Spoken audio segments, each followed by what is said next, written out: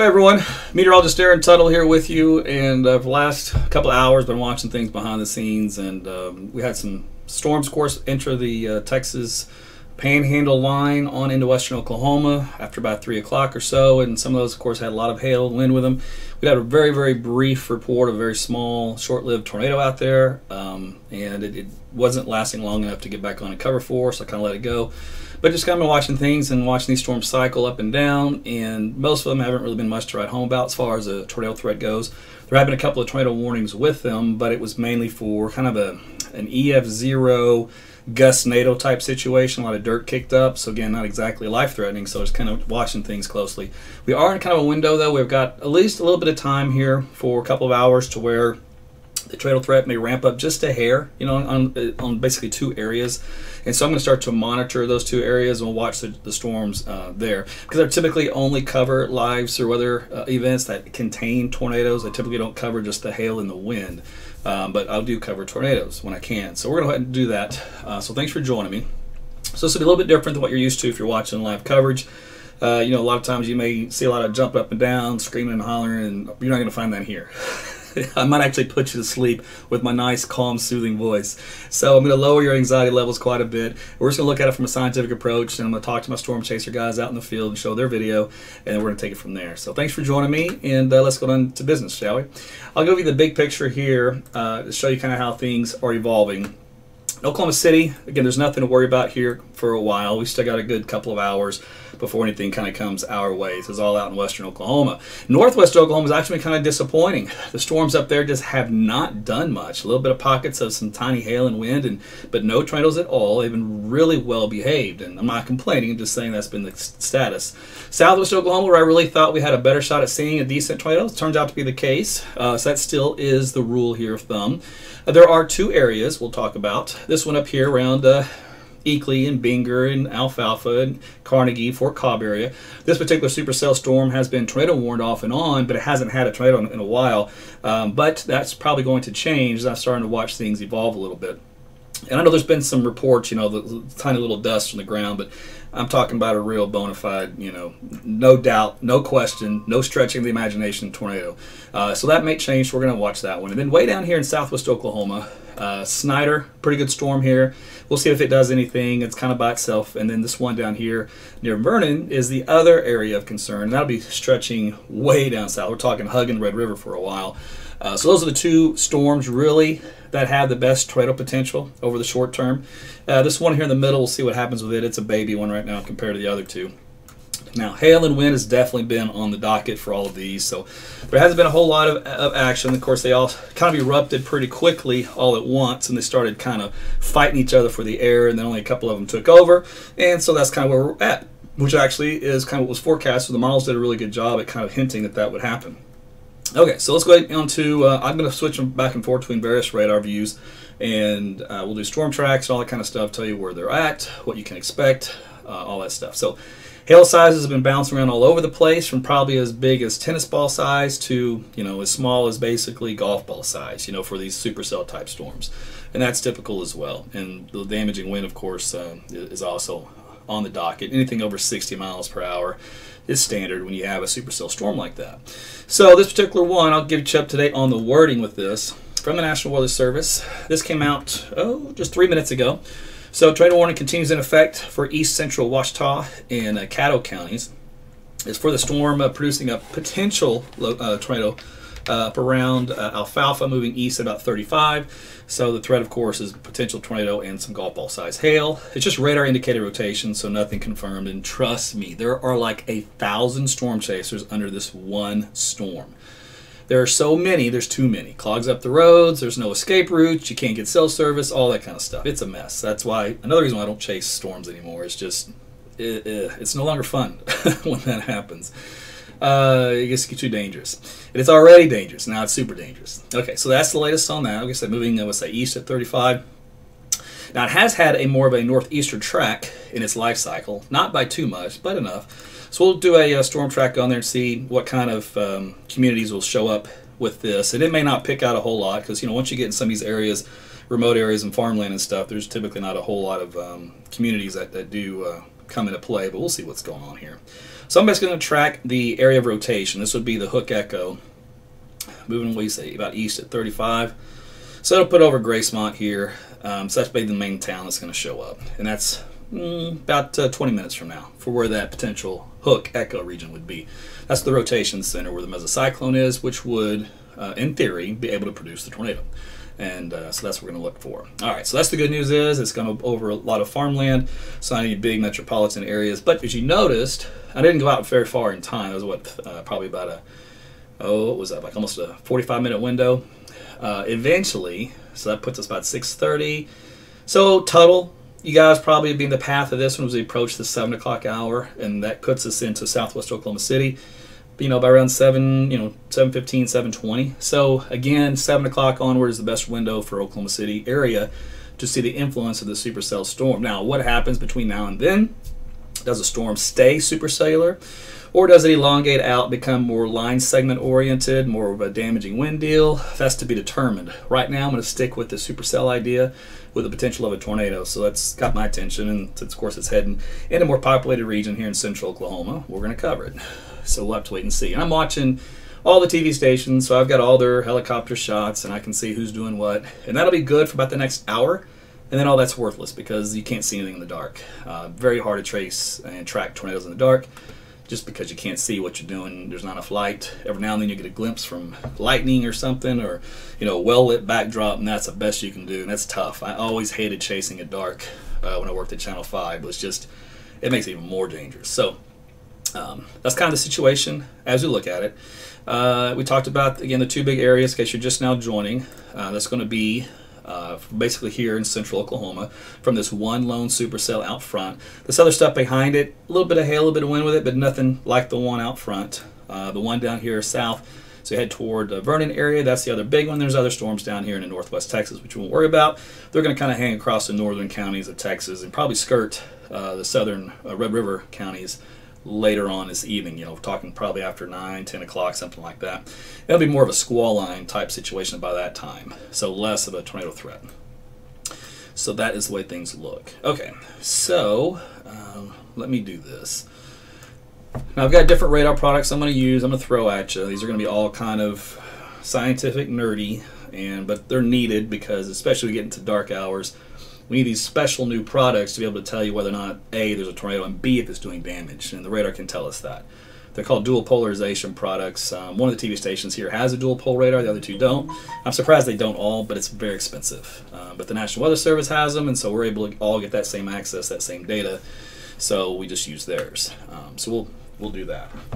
And from time to time, I'm going to stop talking so I can think, look at data, and listen to my storm chasers. So they're going to chime in whenever they have something to report. And they're hey, T, we just came on the northeast side of Fort Cobb Lake, coming into Albert. A large wall cloud is probably directly over Fort Cobb Lake right now. We're coming into the little bitty town community of Albert. Large wall cloud directly probably 1 mile west or right over top of Fort Cobb Lake. All right, so that's Brandon Pendle and Chase Calderon. So they're basically chasing this particular storm, which I have zoomed in on you for. So they're at the Hook Echo point here, just west of Albert, looking at this area of rotation. Severe hail detected. You know what I'm going to need to do? I got to start up a program. Let me do that. So my apologies. I closed it earlier because I was multitasking. So that's what I do here. I multitask. So we'll get this thing going. All right, then I can draw. Show you where things are at, right? Okay, got to be able to draw, especially when you don't want to stand up and point at a green screen, which I could do, but this is way better for me. Okay, so they are looking at this area here. So Fort Cobb Lake is what they're talking about. So that's what we're going to be watching for, the possible of a potential tornado. And I'm going to look at these different products to see if there's anything crazy going on spinning in the atmosphere, and the answer is no, not right now. That's good. But I'm going to flip back and forth between all these products, and once I see something has my attention, I'm going to tell you what the product is, what it means, and we'll go from there. But the purple indicates very heavy hail mixed in. So this is right along Highway 152, just northwest of Albert by a couple of miles.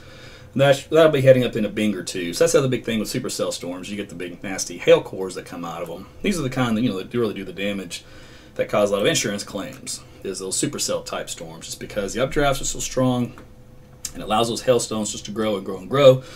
Then they eventually come on down crashing about 100 miles an hour and damage crops and roofs and all that kind of stuff. If they get too big, they can actually go through a roof. So we'll, of course, watch for that. Okay, that's down here in southwest Oklahoma. That was the other area we talked about, Snyder. So this is the other storm I kind of mentioned. We'll see if it gets its act together.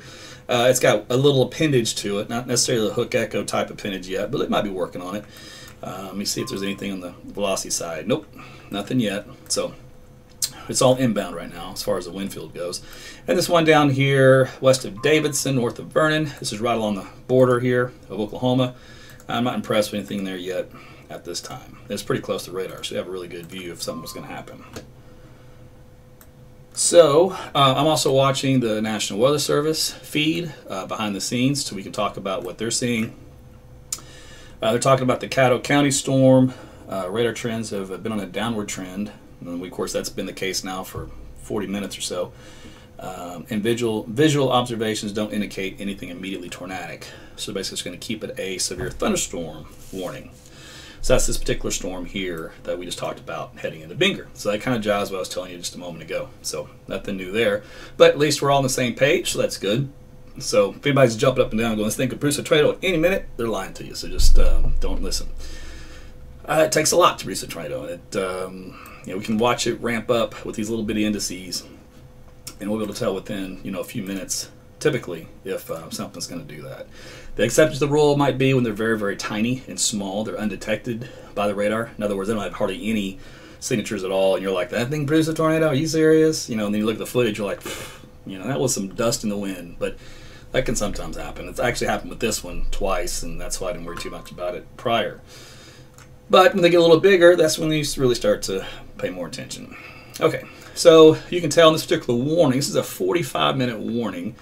And at the end of that time frame, it takes it to Union City, Minco. So again, that's why we're kind of watching as it heads on into the Oklahoma City area. So I'm going to show you a couple things here behind the scenes. This is just data that I'm looking at just so I can monitor trends. So here in southwest Oklahoma is the leading back edge of these storms that go all the way down here. They're firing along the dry line, and they're all kind of moving in a east-northeastward fashion. So Kansas getting plenty of storms, kind of a break here in northwest Oklahoma. I'm actually surprised at that. I thought the two areas of hot spots today would be, which it was actually, here in northwest Oklahoma and southwest Oklahoma. I did mention these would quickly move into Kansas, but I really thought they had a chance at least producing a tornado or two. I didn't see any at this report, and those are all now in the southwest Kansas, so they've already left the state, and now we're focused on these guys down here southwest. So we'll see what happens with that. The other thing I can look at and focus on is the environment. So what we're going to do, this is a look at the mesoscale features as far as what's going on with the indices as far as dew points, temperatures, winds, pressure, climatology, radar. You throw it all in one big basket, and then we can tell, at least going, looking at that aspect of things, if these storms are in a favorable environment to produce a tornado. So I'm going to pick the little area here to just to the east of that storm we're tracking around Binger. So this is a look at tornado climatology and the environment that it takes to produce one. These little pink bars that go up and down is where we currently are. Okay, and the red bars is where we need to be to produce a tornado, or at least historically once you throw all the stuff in. So all these are different little categories. 1, 2, 3, 4, 5, 6. We got 6 check categories. Okay. Well, in this one we're kind of on the outlier, so don't really foresee much of that on the STP. Same thing with the SCP. Cape, we're actually higher on the Cape, which is even more unstable, so that's fine. I don't have a problem with that one. Effective shear, we're actually on the top end of effective shear. That's okay. Same thing with Felicity, and again, another Cape value. So, and actually the lowering of the cloud bases. In other words, the moisture's there for a lower cloud basis to actually get a tornado. If you get them, cloud base is too tall, and you're looking way up there, it's not good enough for a tornado. So let's see, we make 1, 2, 3, 4, 4 out of 6 right now. For all tornadoes. For a significant tornado, which means about EF2 or 3, you might want to call it, we actually meet the category for all of those.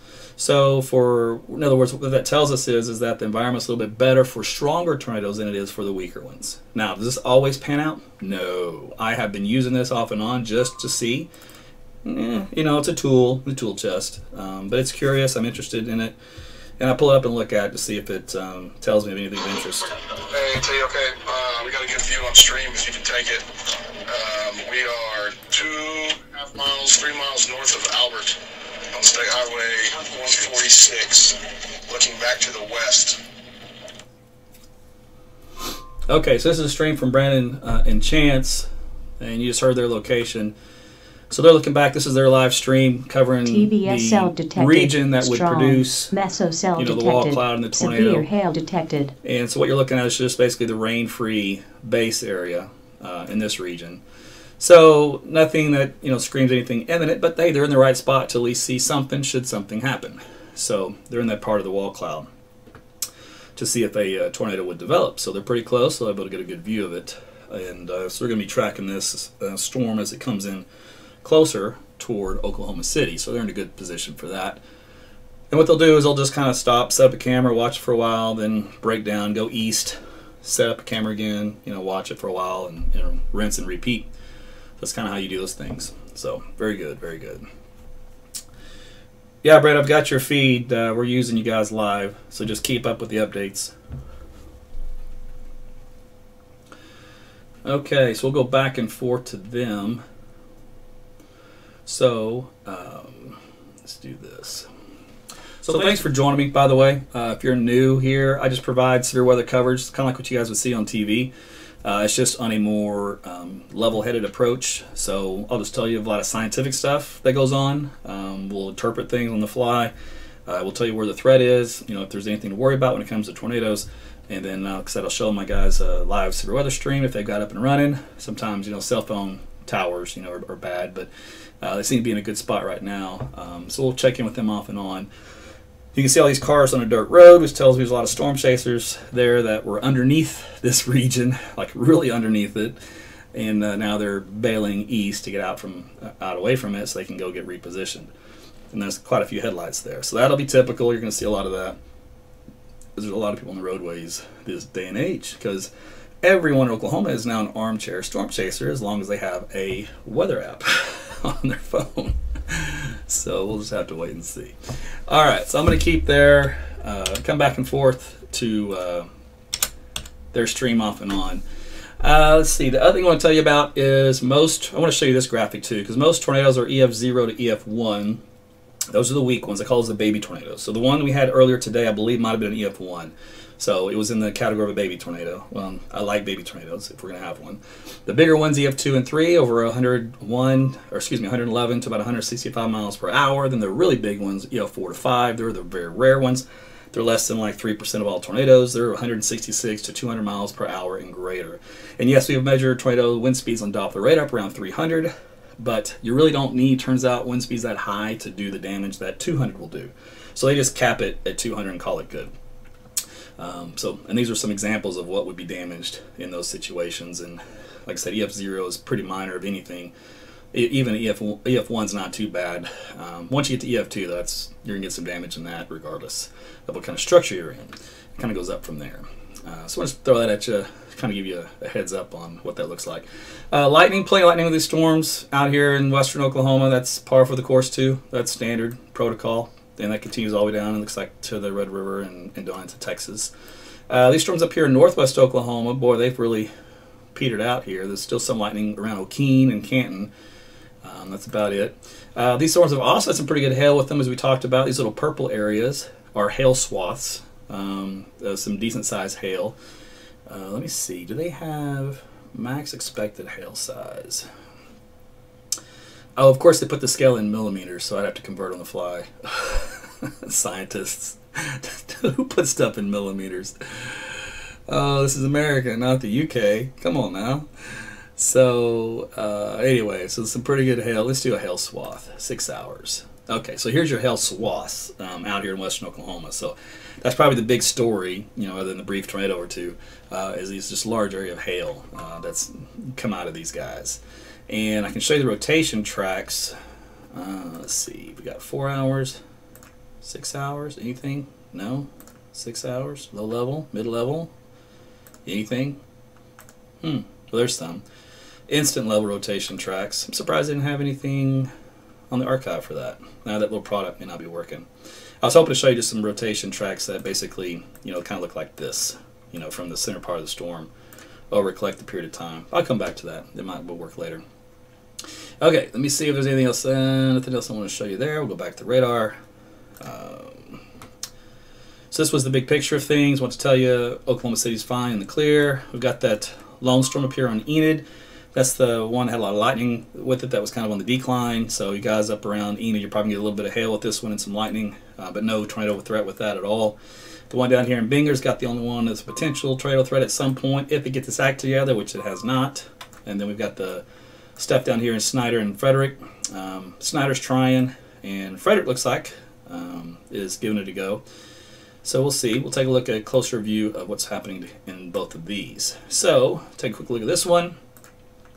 Anything on velocity? Nope. So nothing to be concerned about there yet. That's good. Of course, we looked at the live video from here anyway, and that was the area to be in, but there wasn't anything really worth talking about. All right, Snyder down here. Let's see. This thing had a little tail end on it. Anything on the winds? Nope. Again, no big deal. And then we got the one down here in Frederick. Anything on here? So this has got a little broader rotation with it, not tight. Right here in Davidson, northwest of the intersection of 183 and 70. So it shows up a little bit better. So right in this area here. So it's not tight. It's over about 1.5 miles distance, and it's still fairly weak.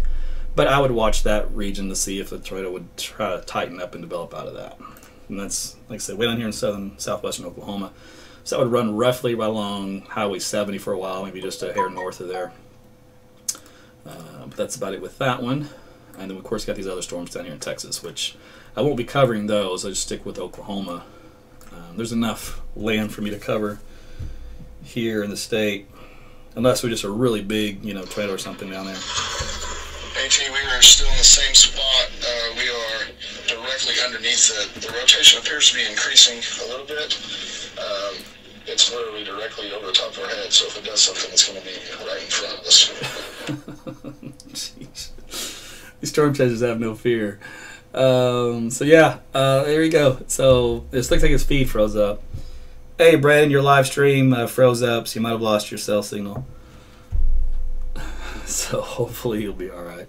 But yeah, looking at the radar in his earlier picture, I wasn't too concerned with him, at least at this point. But they're underneath the wall cloud area, so it would be the spot to be if you want action. All right, so that's down around Albert, just north of there by a hair, as a crow flies.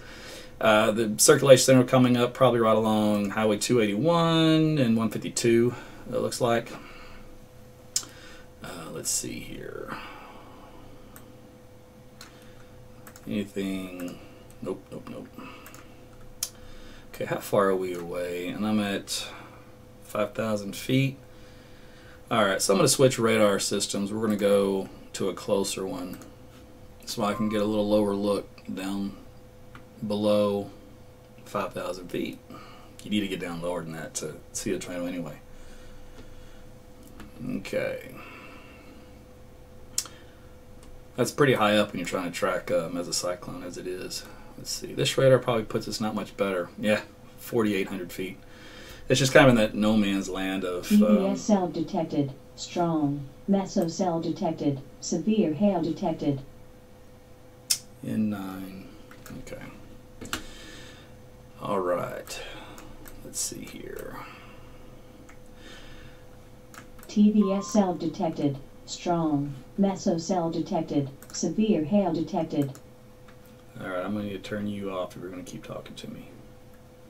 Hold on a second. Let's do this.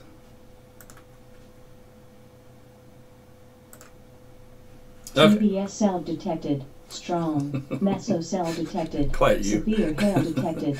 Alright, so all these little tools I use back here to notify me if something looks crazy. Strong. Mesocell detected. Seriously, Severe you hail detected. better cut it out over there. I'm going to turn you off. Anyway, so looking at this little hook echo region, we'll see if anything comes out of it. And right now, nothing too concerning. The rotation is really, really weak. TVS cell detected. Strong. Okay, what's going on here? Mesocell detected. Hold on a Severe second. hail detected. What are you doing? Oh, you went back to Altus. Why are you going back to... Oh, I know why you did it. Alright, that's why you did it. Hold on. I know. At least I know what I cell did. detected. Strong. Mesocell detected. Severe hail detected. Alright, we're going to switch you so I don't have to hear you anymore.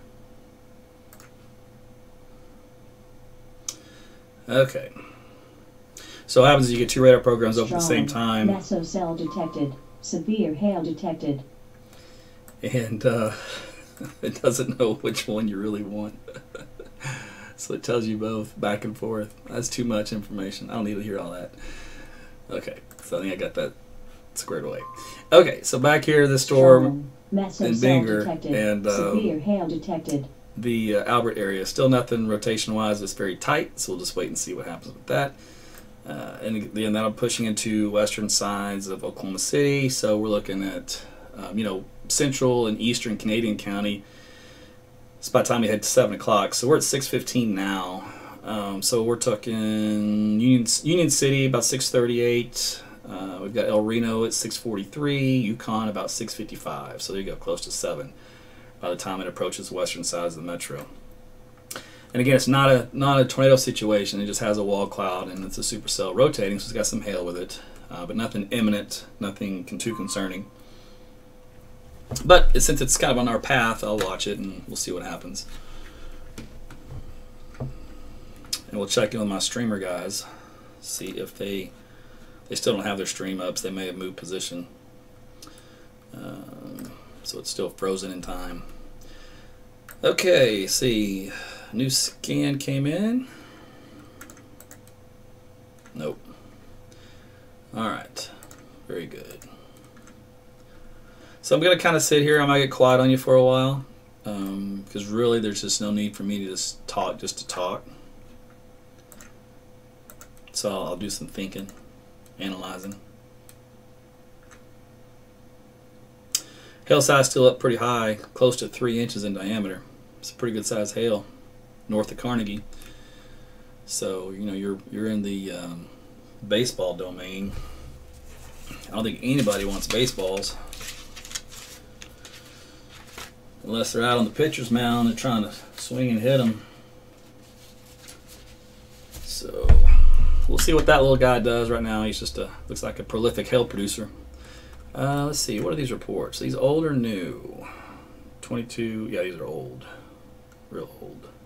Okay, that one's new. Good grief. Funnel with the very strong winds right on top of me. You probably shouldn't be right underneath the funnel. Just saying. Alright, so he thinks he's got a funnel. I don't see anything on radar. Not to say it could be one of those little baby funnels I talked about, kind of the Gus Nato type, kicking up some dust. It had to be one of those. But these storm chasers, man, they like to get close, don't they? At least today's day and age. Okay, anything here on this bigger one? Still nothing of anything crazy. All right. Let me see what we got here. A lot of, okay, there we go. Remember earlier I was telling you that little rotation center near Davidson? So looks like we've got a brief, dusty tornado under a rapid rotating wall cloud. Lasted about 30 seconds in a plowed field. So that was just literally a couple minutes ago. So that was at the spot I told you it occurred. So that's down here just north of Davidson. So I guess even though there's no official tornado warning in it, that would be a storm spotter confirmation of at least a little something. So far, it's all we've seen is a little type of little dust guys. If that's all we see, that's fine with me. But that's what's happening down there. So I'm sure the Weather Service will issue a tornado warning that'll cover the Davidson area, and that'll affect up toward Holliston. So we'll see what they do with that. They may wait for a better visual since there's tons of storm chasers down there. So we'll see. Okay, let's see. There's Snyder. Back up here to Carnegie, little Hailmaker. And then the Lukey Bow and Binger Storm. All right.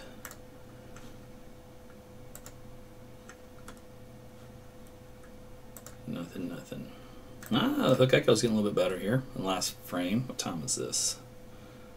Just product data is at 15, so just a moment ago, literally a few seconds ago. Okay, so the good news is the weather service, they can put these radars now into rapid scan mode. So usually about every minute or two you can get a surface update, which is what you need for tracking tornadoes. All right, so this storm has my attention because it's got more of a hook pronunciation to it. Now it's got this inflow it's going to take in from these guys here. And this is cool air, and that may mess things up in a good way. When I say mess things up, in other words, kill off the warm, moist, unstable air feeding into it, which would, if it was going to produce a tornado, would stop it from doing so. So we'll see if that happens. That can happen sometimes. If these are like heavy-duty thunderstorms and they were to merge in there, we call that a cell merger. In that case, you actually get a tornado because of the increase in vorticity between the two, basically getting married. You got spin in one area, spin in another, and they combine, and there you go. But in this particular case, this is just glorified showers, and that's not conducive for that. So it might be good timing the way it looks. We'll see. Later, watch the trend. All right, let's see what the guys had to say.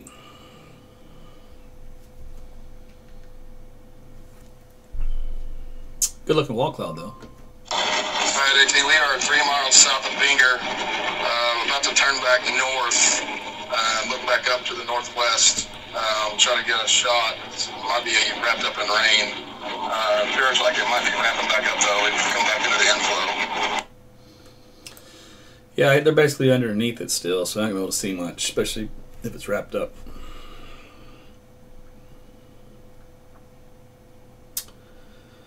Okay. By the way, if you guys are watching me, I meant to say this earlier and I forgot, so my apologies. If you're watching me on Facebook Live and you're having a tough time seeing it, so if you guys are monitoring the comments, 'cause I can't monitor the comments right now, but if you're monitoring and the people are like, hey, I got a black screen, or I can't see anything, or I've come back in, and all that jazz, watch from my YouTube channel. And you can watch through my YouTube channel, through my actual YouTube channel, so you can go there and look at it, or you can through my weather app, AT's Weather to Go, or through my website, AaronTuttleWeather.com. So there's 3 ways to get to that source of information. So if your Facebook's not working, which I think they're having a server issues, and it's really random, it's only affecting like 5% of the viewers at a time, so I don't know what's causing it on their end.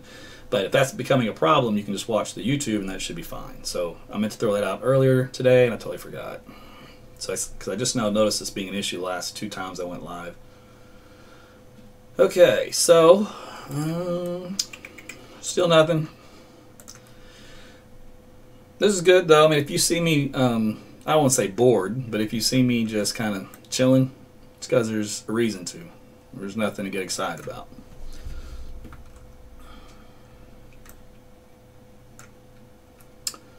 Really good hail core though. That's good hail producer. Moderate So, mesocell detected. What I can tell you, let me do another storm track. Let me do an update on this. Let me see what the verbiage is. See what's changed. This just came out a few minutes ago from the Weather Service. Severe thunderstorm warning, yada yada yada. Moving northeast to 25, golf ball size hail, and 60-mile-per-hour wind gusts. Typical standard garden variety thunderstorm warning for Oklahoma in the springtime. What would we say, east at, earlier they had what, east at 35, so they kind of slowed it down. So we'll see what that looks like. So let me go back up here. We'll do a storm track on it.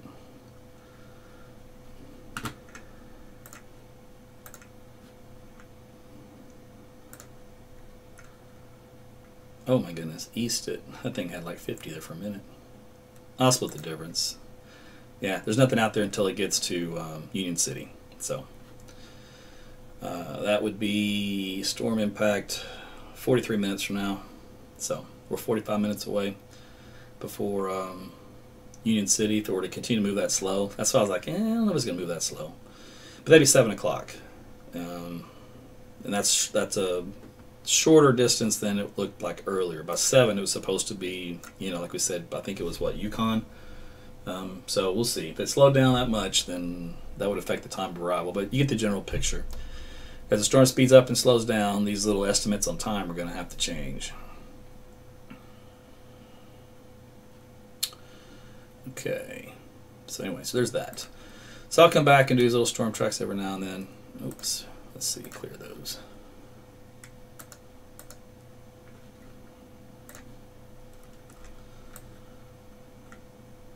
And that's I'm more interested in tracking, you know, the mesocyclone for the potential tornado. So I'm not really tracking all these storms, just because I'll be tracking just some hail and some wind. If you got my weather app, AT's Weather to Go, it'll alert you when lightning's in the area, when storms in the area. If there's a developing tornado, it'll tell you that's about to happen. It'll give you a BTI number on a scale of 1 to 10. If it's over a 4, start paying attention. If it's over a 7, you better head for cover. All right, see what Brandon has to say. AT, we're 2 miles southeast Binger, trying to get back to, what is that, Highway 9?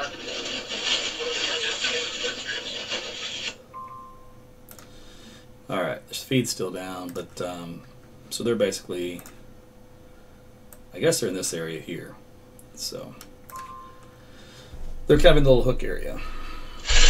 Trying to get back to Highway 152. We got a pretty rapid rotation right out the passenger side door.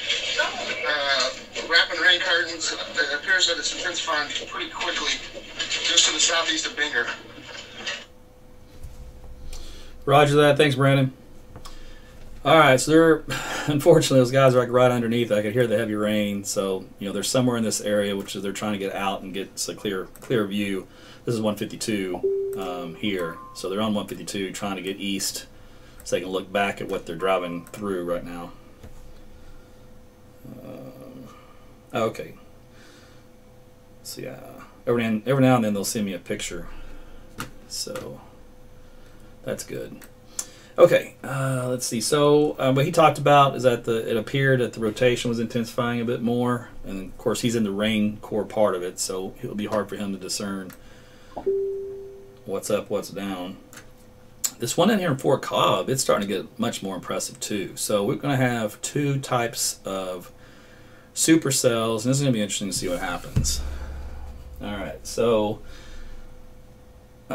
tornado warning for Davidson storm coming up. All right, we talked about that earlier. That's down here where these guys saw a funnel or some dust on the ground. So the Weather Service did issue a tornado warning just now for these guys. Let me jump on this real quick. Let's see. Tornado warning for southeastern Tillman County until 7. Thunderstorm capable of producing a tornado located 6 miles east of Davidson, moving east at 30. So right along Highway 70 is basically where this particular storm is tracking, so toward Granfield. The actual tornado part of it is north of there. It'll run about 2 miles north of the highway and just parallel it over a bunch of farmland. So that's the latest with that one down here in far southwest Oklahoma. Okay, so that's the other one up here is kind of falling apart as far as what it was trying to do earlier in Indiana.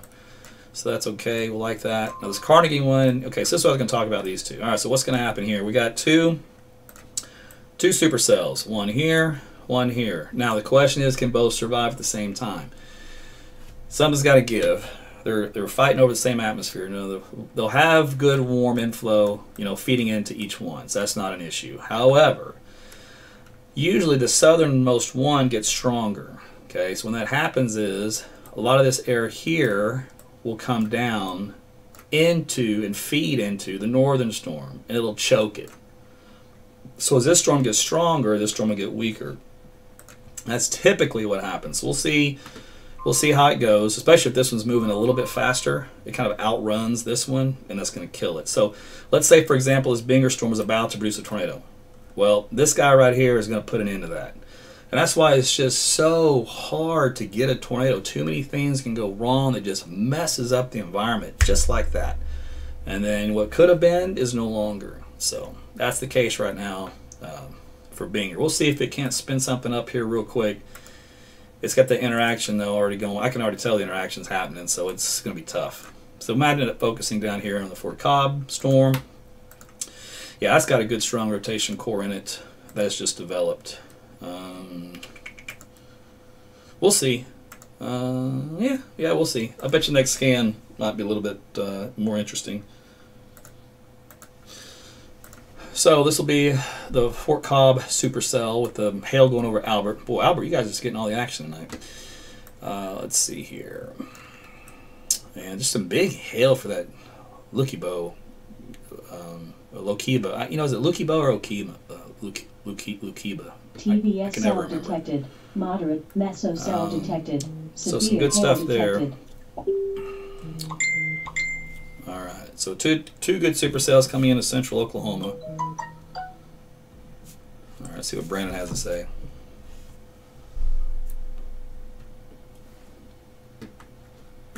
Let's see if their feed's up. Nope.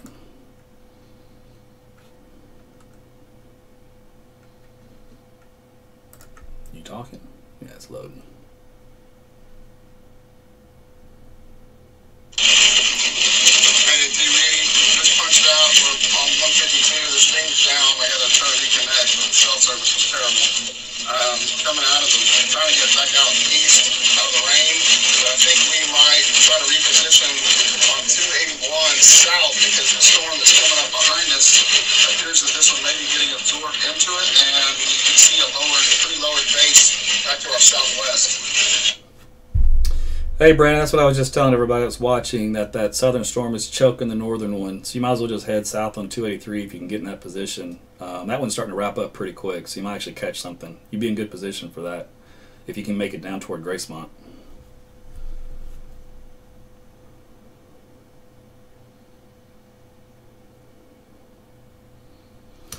All right, so again, that was Brandon Pennell and Chance Calderon. So their stream's down right now. But let me see. They did send me this little picture earlier. So this is kind of what they were trying to get out of. This is the lowering at one point they were under, and they were trying to get east away from the rain.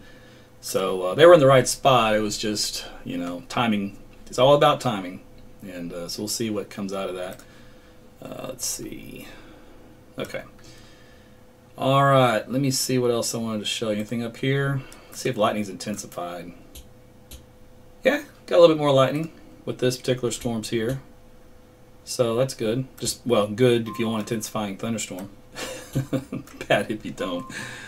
Sorry, it's hard for me to get out of the, the weather geek mode of wanting to see something versus the, don't want to see something, because I know you guys don't want to see something. So it kind of goes both ways. Okay, let's see. Huh, surprised. Oops, let's go this way. Oh, it's because it's old. Current time. Alright, I just look at the percentage of severe hail, and it's up around like 70% for these supercells we're tracking, which is a kind of a duh moment. Okay, so on here, let me take a look at the environment these supercells are coming into, and let's see what the climatology tells us. So, all tornadoes. Again, we meet most of these categories, and we're actually exceeding on 2 of them. So that probably takes us into significant tornado category, which is EF2, EF3 potential. And check mark, we have this vertical bar in each of these categories where it needs to be.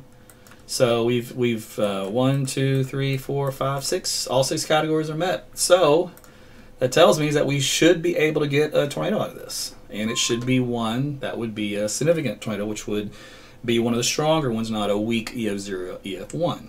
We'll see if that works out. Again, trying to compare climatology and past cases with current data is a tricky integration, and it's a research type deal, and we'll see if what it does, what it pans out. But it's one thing I like to keep an eye on. Okay, so on this particular visible satellite picture, so I gotta get close to the screen like you guys do, so I can, By the way, if you want to blow this up, if you're watching me stream live, Aircast it, Chromecast it, or Mirrorcast it from your phone or tablet to your TV. Especially like a Roku or your TV has an app on it. Trust me, it's way better to watch this coverage on 1080p 50 to 70 inch TV than it is, like this. Save your eyeballs. But so I'm looking at my eyeballs and I'm watching these supercells here. There's an overshooting top for this one, overshooting top for this one. So typically when you get an overshooting top, it's got a very strong updraft mesocyclone area with a potential for a tornado. So if you want to see some of that action, kind of in the right spot. Actually, I'm surprised this one up here that's kind of weakened. It looks like it has a shadow of an overshooting top up around Enid. So we'll take a look at that again. Make sure I'm not missing anything or something's changed. But the Weather Service is prepared to pull a tornado warning, by the way, for the Binger storm at any second. Oh, hold on a second. They just said the Binger storm being interfered by the Fort Cobb storm, and that the southern storm may well be the dominant storm. All right, well, that's old news. We've already been there, done that. Okay, Enid. So this storm has actually increased. All right, so I looked at overshooting top, and those satellite pictures are actually every minute because we're in this new high-res era of GOES satellite coverage. We can actually get 1-minute updates, and it's on a rapid scan mode. And it showed an overshooting top, and look at there, radar now has more of a presentation where I'm going to have to start watching it for potential, mesoscale development of the wall cloud. So we'll see what happens with that. Right now, it's not a tornado type situation, but it's going to be a big storm working through Nokomis. Okay. Back here to these guys. Well, let's see what Brandon had to say. All right, we're south on 291. We got a visual of the storm to the south. The appearance of the storm to the north probably included on the south being choked. Being choked. That's what he said. Okay, it's interesting. Wow. Okay. Boy, you want to talk about timing. I'm going to tell you because this one up here in Binger almost produced a tornado. I mean, it is that close. The reason why I say that is because the inflow notch wrapped up right when it needed to, but it's ingesting the north end of this other one at the same time. So, I mean, talk about timing. Whew. So that southern storm may have actually saved the day. It's crazy. That's the way it happens. You guys can be happy about that if you live in, Kogar. And even Union City, because that's where they've gone to next for that particular supercell. And then we'll have to see what this other supercell does. There's still no guarantee that it'll do anything. I mean, it looks healthy, but we'll have to see what its trends are. But as you can tell, we used to have 2 separate supercells, and now they're merging into one. So if you can visualize, we have one supercell storm here. And then we got the other supercell storm here. And the 2 are getting married, whether we like it or not. It's an arranged marriage by Mother Nature's atmosphere. So this one's going to protest because he really wanted to produce a tornado, and he's probably not going to be able to. I'm really glad, though, if that would be the case. Well, he's trying, though. He's just real close. It's interesting for me to watch the dynamics on this to see what wins out. Because here's a nice feeder band going right in at the last minute, trying to get right in here. It still might. I'm curious to see what's going to happen with that because it's right on that borderline. And then this guy down here is still not quite there yet. So sometimes on the back end of a supercell storm, by the way, you can get a anticyclonic little spin up or something, a weak one, like back in this area, but that's not the case. That just kind of made me think of that. But typically anticyclonic tornadoes are very weak, which is good, and they're very rare. They're more rare than the regular rare ones. Okay, so down here in Hollister, I want to take a quick look at this one, the Frederick storm. Looks like 70-mile-per-hour wind gusts reported at the Mesonet station and with the Davis instrument. 106 from a Davis instrument measured from David Drummond. He's a storm chaser down there, so he must be pretty much right under the mesocyclone. Yeah, so let's see what happened with this one. The rotation just stayed really broad, so that's good. I don't see any reports of a tornado either, and there's a ton of storm chasers on it. So that'd be one of those deals where it's just kind of on the fine line also down here in southwest Oklahoma. Okay. Let me look at the wind shear here real quick. Okay. So wind shear is basically doing this with height. So we go south, southwest, or excuse me, south, southeast to south to southwest to southwest. Then there's a weakness, and then we pick it back up more south. Not ideal. and wind speeds here are weak. 30 knots, 25 knots in this area, around 8, 9, 10,000 feet. So again, that's fighting against getting a good strong tornado. That means you still can't get one. It's just going to be a lot harder. Remember, in tornadoes, you have to have everything just perfect and just get lucky and just have all these little things line up just right. If you want, to get a strong one that lasts for a long time, all that kind of deal. If you want to get these little weak, transient ones that don't do much, they can live in an environment like that and not be too much of a problem. Okay, let me see back on this one. Yeah, this one's completely rain wrapped. It's cutting itself off, so it's gonna die. But man, it was close too. Like I said earlier, really, really close. All right, well, good. Hey, might have saved the day here. And this southern storm may have saved our butts here in Oklahoma City. All right, mesoscale update. 2 clustered supercell storms are ongoing. The one west of Oklahoma City Metro, and another one west and southwest of Lawton. Additional storms are ongoing over North Texas. Some will continue to present a threat of tornadoes through the next 1 to 2 hours. So that'll take us up through about 9 o'clock. Along with very large hail and damaging winds beyond 2 hours. The high-resolution models show storms merging into a linear complex, aka a squall line segments, all that kind of stuff, which is damaging winds and large hail. As this evolution occurs, threats of damaging winds will increase. Okay, so there you go. And that's actually pretty good because the models this morning, when I get that Facebook Live for you at lunch today, the latest model did all of a sudden just flipped on a dime, and instead of painting supercells, it just started painting line segments and squall lines. I'm going, wait a minute. That's a huge change. Because that's not a tornado environment to do that. You can't have the right kind of winds and have that happen. You have to have, if you want tornado type deals, you got to have tornado type winds, and you have to have supercell structure. When I'm starting to see the models go to more of a linear structure, they know that the winds aren't what was supposed to be forecasted. They know that those winds are weak in certain areas, like I showed you, or they don't turn with height enough like they need to, or there's a couple of other indices that are missing, or maybe were underestimated. So the model's caught on at the last minute, and that's why I caution you all the time. Tornado talk, no more than 48 hours, because too many things will change. And the day of is usually your best look at the atmosphere. And this morning, we got our best look. And so we got a mixture of hybrid. We got the supercells early on, and now they're going to start to transition over to more of that squall line stuff. So our threat for tornadoes, albeit small, is going to occur up to about 9 o'clock.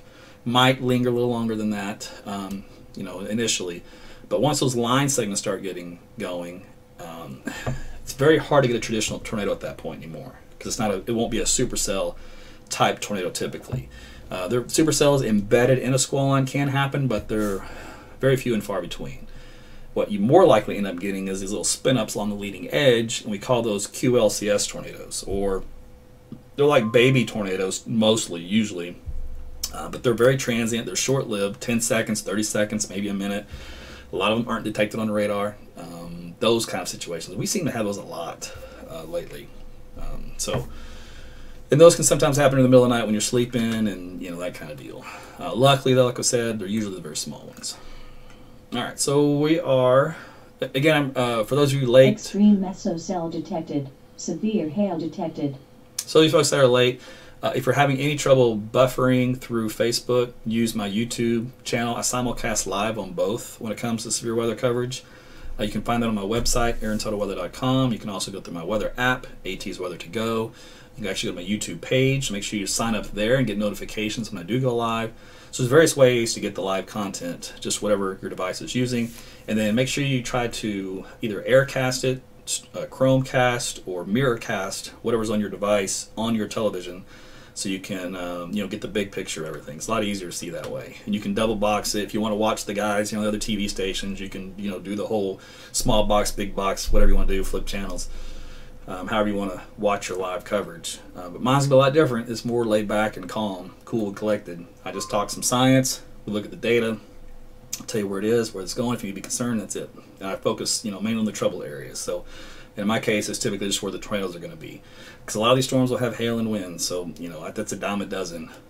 I'm just more concerned about the life-threatening type situations. So this would be the area where if we had a tornado, it's going to be, let's see, this is Highway 37 north out of Cogar. About 1, 2, 3, 4 miles, 4 miles to the northwest. That's where it really tried to wrap up, and still is trying. It's just having a hard time. And the other one down here, Gracemont, it just, man, it kind of petered out too. It's recycling, so we'll see if this new hook gets its act together. But some big hail coming through just on the north end of Gracemont and Spring Creek. So between those two, you guys will get some hit with some good hail. Radar estimates up around, let's see, 2.5 inches. So you're up around tennis balls or something ridiculous at worst case scenario.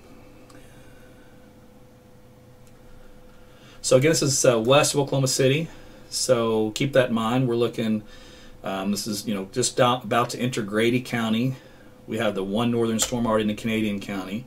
The other storm is in Caddo County. And they kind of stretch down here in the southwest Oklahoma. Got the tornado warning ongoing down here for Granfield. It looks like a spotter. Hey, they did report a tornado. So that's changed. And that just happened just a few moments ago. The updated warning on that, by the way, they just came out 1 minute ago. Tornado warning remains in effect until 7 for southeastern Tillman County. Confirmed tornado was located near Loveland, moving east at 25. Damaging tornado and 2-inch size hail. Storm chasers did report a tornado earlier. So they're not lasting very long, and that's great. I like to hear that. I like to hear them short-lived. Okay, so you folks around right along Highway 70, heading into Granfield, just be in your shelters. There's just farmland out there, so you guys will know where your markers are. Until it passes on by. Give it like another that was a slow mover, so it'll probably take about 30 minutes before it gets to past the Granfield area.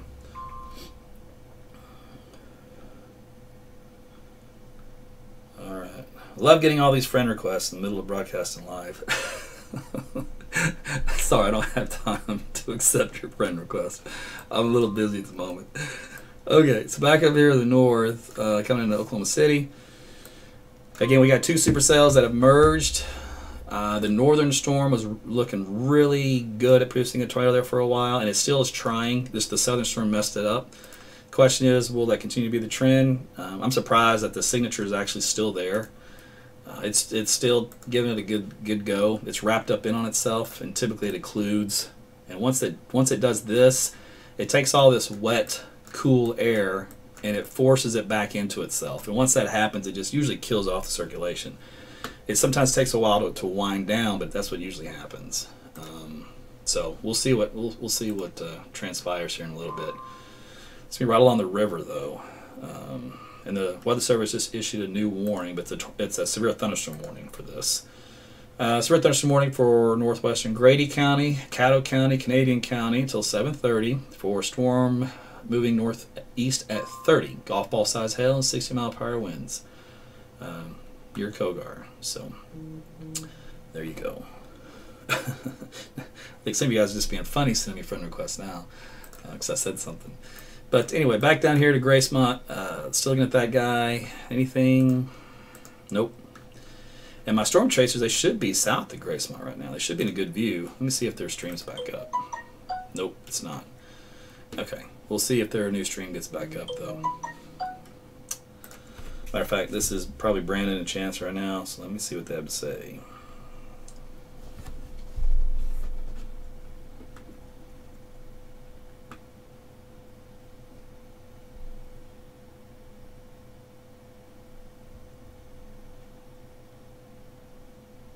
Hey, we are south on God knows what. Oh man, we just hit a turkey. You want to go get it? No. We're about to be in position for the Gracemont storm. Alright, so they're on God knows what road and they just hit a turkey. So, but they're in position for this Gracemont storm, which right now is just a supercell, no threat of a tornado with it at this moment. They bailed off the other one because of the interaction, and it was becoming rain wrapped, and they wouldn't be able to see it or track it anyway. So that was a good call to bail off of that one, because you can't, what are you going to do? It's getting close to dark, and if it's rain wrapped, you can't see anything. But we'll see what happens with that guy. For those of you folks like in Union City, This storm would probably pass just north of you, so just kind of keep that in mind. Let's see, 719 TVSL detected. for El Strong. Reno. Mesocell detected. Let's see, 726. Yeah. Okay, so, you know, it's passed between you and El Reno. So let's see what happens with this little circulation center. If anything, it'll have some damaging winds, at least for a little while longer, because the air actually rushes down in the RFD, which is a rear flank downdraft, and that's what does some damaging winds. So Koger, you'll get the damaging winds out of that. What are the winds out there, actually? Let's see, it's actually not too bad right now. 50, about 50 miles per hour. What are we at? 3,000 feet. It's actually not too terrible. All right. You know, these storms actually, you know, they've weakened on the hail threat just a hair, and the wind threat just a hair, just a notch or two. And of course, the tornado threat has not really materialized in a while, so that's good. But I'm going to stick with it. I'm covering it because of the threat of a tornado.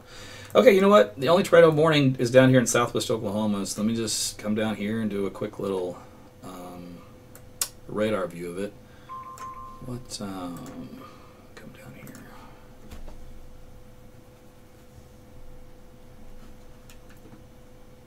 I do appreciate you guys watching, though, especially if you're new to Oklahoma and severe weather coverage. It can get a little crazy, a little hairy. A lot of words are thrown around out there that you're like, what did they just say? If you live here long enough, you'll eventually pick up on all of it. It just takes a while. Okay, so radar's loading, and I'm getting a pic of pictures of how things evolve. TVSL detected. Strong. Mesocell detected. Severe hail detected. Alright, so the center of circulation kind of wrapped back up to the north, just northwest of Loveland. TVSL detected. Strong. Mesocell detected. Severe hail detected. East Road 1850 and 2340. So getting over some farmland, but up northwest of Loveland, between there and Hollister is where this particular guy is. TVSL detected. Strong. But it will be some damaging winds, though, because winds down here around 55, 70 to 70 plus, 75 miles per hour. Let me come down here and take a look. Let me see what KFER. Let me see if I can pick up. Come on, work for me. Oh, I got an update from my guys. Let me play them while I'm looking at that. Okay, I completely apologize for the last incident. So we are dead in front of any possible rotation. Due west of Pocasset, probably 9 miles. We're going to try to get up on top of this hill and work back to the west of it. Okay, sound like he said he was, what, near Pocasset? And then looking due west, so... They took care of the turkey situation, and now they're back in business. We'll see what they come up with. I'm going to close this and then restart it.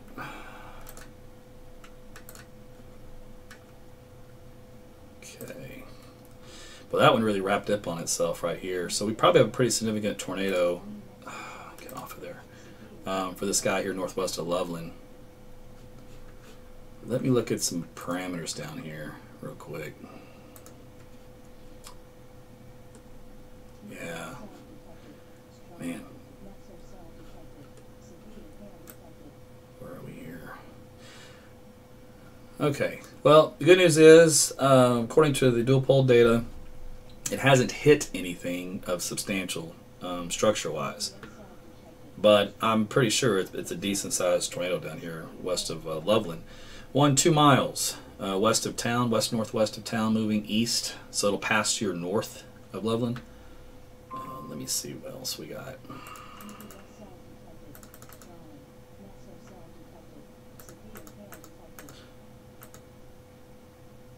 Well, that was interesting. It actually sat there for a while, wrapped up in on itself, and then jotted east. All right, so it's still passing, man, just north of Loveland, just by the crow's fly. We're talking half a mile, man. But be in your shelters, of course, if you're in Loveland. We don't want to mess around with this one. It'll be there momentarily. It's just off to your north and west. But in this particular case, as I was watching the replay, it basically just did one of these guys and just spun up right into itself, going back and forward, and expanded. Try this guy here.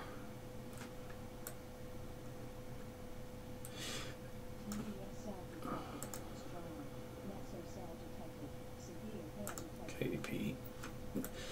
It might have actually hit something down here. Not sure what would be down there to hit, but it may have actually hit something. I got a really weak possible debris signature. It's extremely weak. It's not overly impressive, but it just tells me that we had a tornado or still do. So basically that's what it means.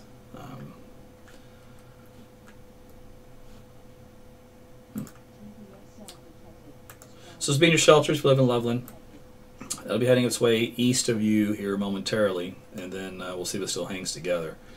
I don't see any other chaser reports down here, so it may be rain wrapped to where they can't see it, and that wouldn't surprise me, the structure, the way the radar looks. Okay, so you can tell I do get a little quiet and serious if it turns out, you know, it looks like there's a bona fide tornado and possibly doing some damage.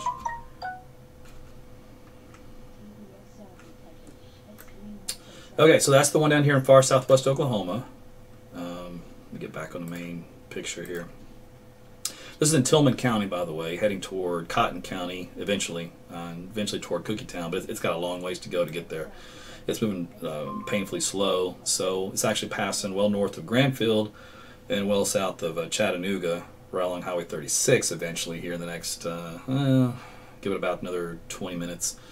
But so the circulation center, though, is just very close to the town of Loveland, so of course you guys need to be in your shelters for that. So a new tornado warning just came out. This polygon has been repositioned and made a lot larger. Weather Service highlighting here, let's see, tornado warning remains in effect until 7:15 for south central Comanche County, northwestern Cotton, and southeastern Tillman.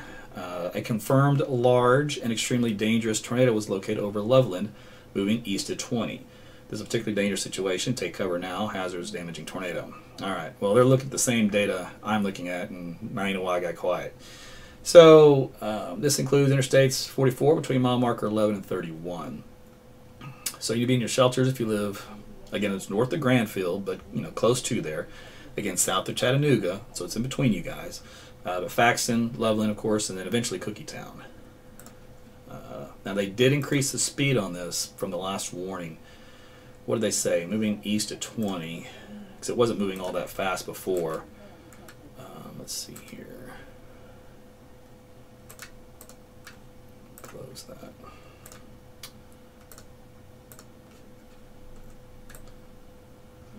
Eventually head up toward Geronimo and Walter, at least what's left of it. So we'll have to keep an eye on that particular storm. So that is our first really official, bona fide, large tornadic type storm, at least that we've had conventional radar being able to tell us. And haven't seen new storm reports from storm spotters, which again tells me it's probably rain wrapped and they can't see it. So yeah, that's the case down there. They'll be eventually approaching up also Highway 36.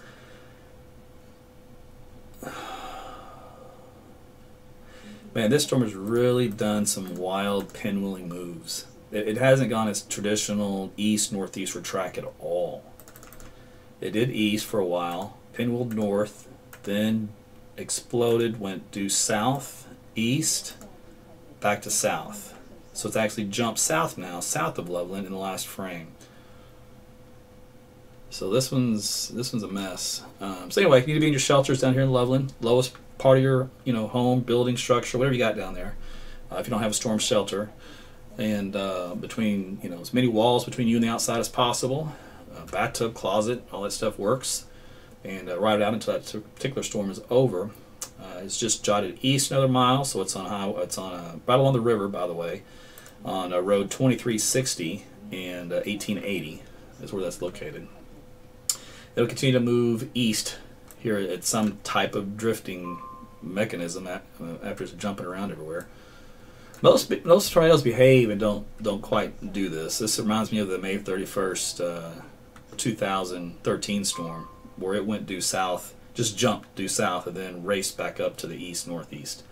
And we actually lost a couple of storm chasers' lives because of that, because they normally don't behave like this. This is the second time I've seen this. Interesting. Okay, so that's the one there, the tornado warned storm in southwest Oklahoma. Let me start this back up, and let me go to this guy here. Okay, so we'll look at the Granfield storm for Enid. It looks okay. The ones here west of Oklahoma City right now, still looks okay. Let's see here. Let's pull this thing back up.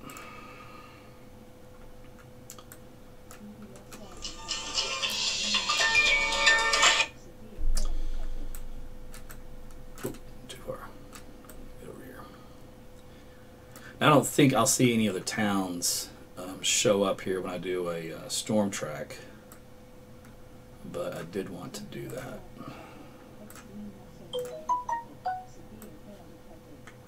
Let's see, let's put this over here.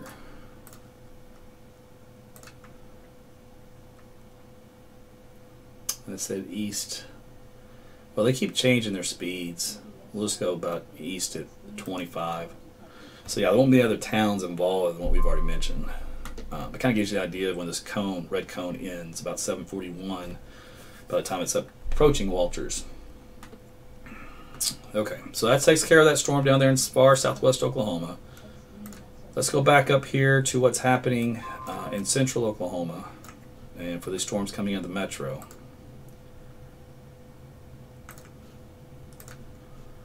And let me switch this to another radar view. We'll go here.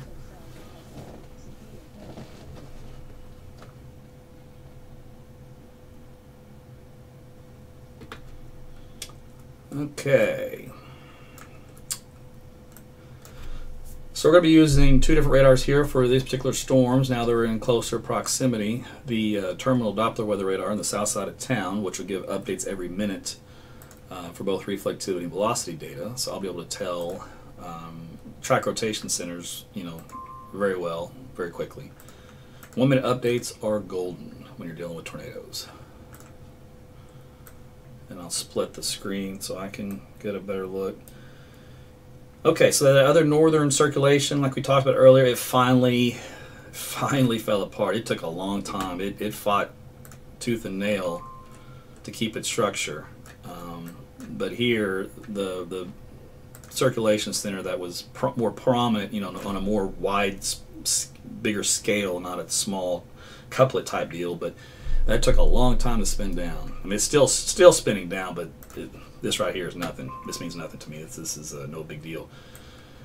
But down here on the southern end, the Gracemont part of it, the other part of the storm, that's what we're going to watch for to see anything new develop out of this. And it is having a hard time. Now, this can also happen. So you get the two storms that have merged. So we had this guy and this guy merged together. That kind of disrupts the immediate dynamics of the storm, especially depends on how they merge. In this particular case, it wasn't a mutual marriage that they wanted. They both wanted to be independent, and then they were forced to do it. And so it threw both of them off. Some cases, whenever you have like a supercell, maybe I'll draw it here for you. So maybe you've got a supercell in this position up here, and you've got one maybe in this position down here, and this one gets thrown in and ingested. It wants to marry this one. It wants to go in there. It's right in the inflow. It wants to track up. And when that happens, that's when you get a pretty nasty tornado. So this was not that case. This was a different type of merging. And so it kind of messed things up. So it'll take a while for it to recycle. Now, what it'll do is it'll recycle probably just in time as it's coming into Tuttle, just south of Minco. And so we're going to have to see it from that point forward, what it's able to do when it gets into this environment. Let me take a look at the winds again.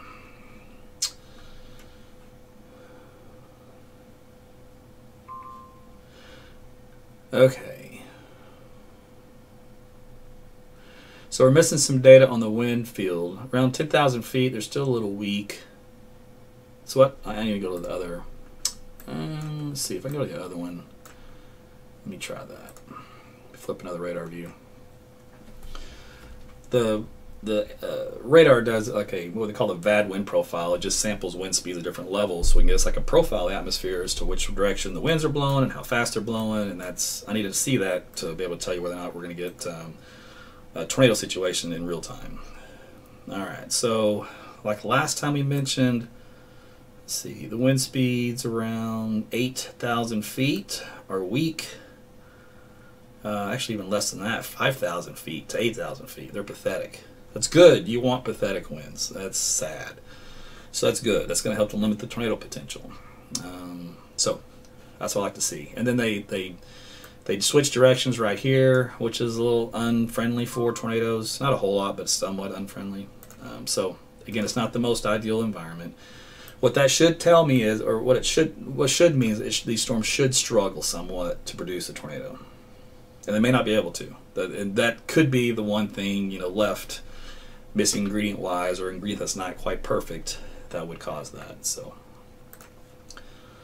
we'll just see what happens. But right now, just some heavy rain. Even the hail size has come down. The wind speeds have probably come down in both of these because I haven't seen anything crazy. Of course, I say that, and this just came up of last scan. Did it really come up just last scan? It sure did. All right. It's not crazy, but the wind speeds now are up around 52 miles per hour, so 55, something like that. East of Koger, around 152, so east of town by like 2 miles, 3 miles. Still, though, that wind's not terrible. Now that's measured up around 2,500 feet or so. So at the surface, it might be just a little bit different. So Weather Service is talking about the storms seem to be encountering some increasing inversion action, which is a cap in the atmosphere. So the lid that's preventing storms from developing, it will also help to kill storms. Now, all the model data suggested that. Most of it, I should say. Not all, most of it. And if you remember watching my lives, I talked about how a lot of them brought these supercells in, and then poof, they just disappeared, vanished as soon as they got into central Oklahoma during the mid-evening hours. And while a couple of them just said, nah, we're taking it all the way through Oklahoma City. And I just like, oh, that does not help me as a forecaster, So now it's like both solutions are on the table, and honestly, I couldn't tell you which one's going to win because it all depended upon the current mode of these storms as they enter that more stable atmosphere. Because if it's producing a tornado and it's already rooted, then when it comes in this atmosphere, it can keep going. If it's not, and it's riding above that stable layer, it's really hard to penetrate back through that layer again. So that's what these storms are going to have to go through and do. And in addition to the weaker wind shear I talked about, it's just not very favorable. But this is great because it's coming right in Oklahoma City. So that's why right now I'm not too worried. And we're going to sit here and watch it. So if anybody's hyping it up and telling us it could happen at any minute, they're lying to you.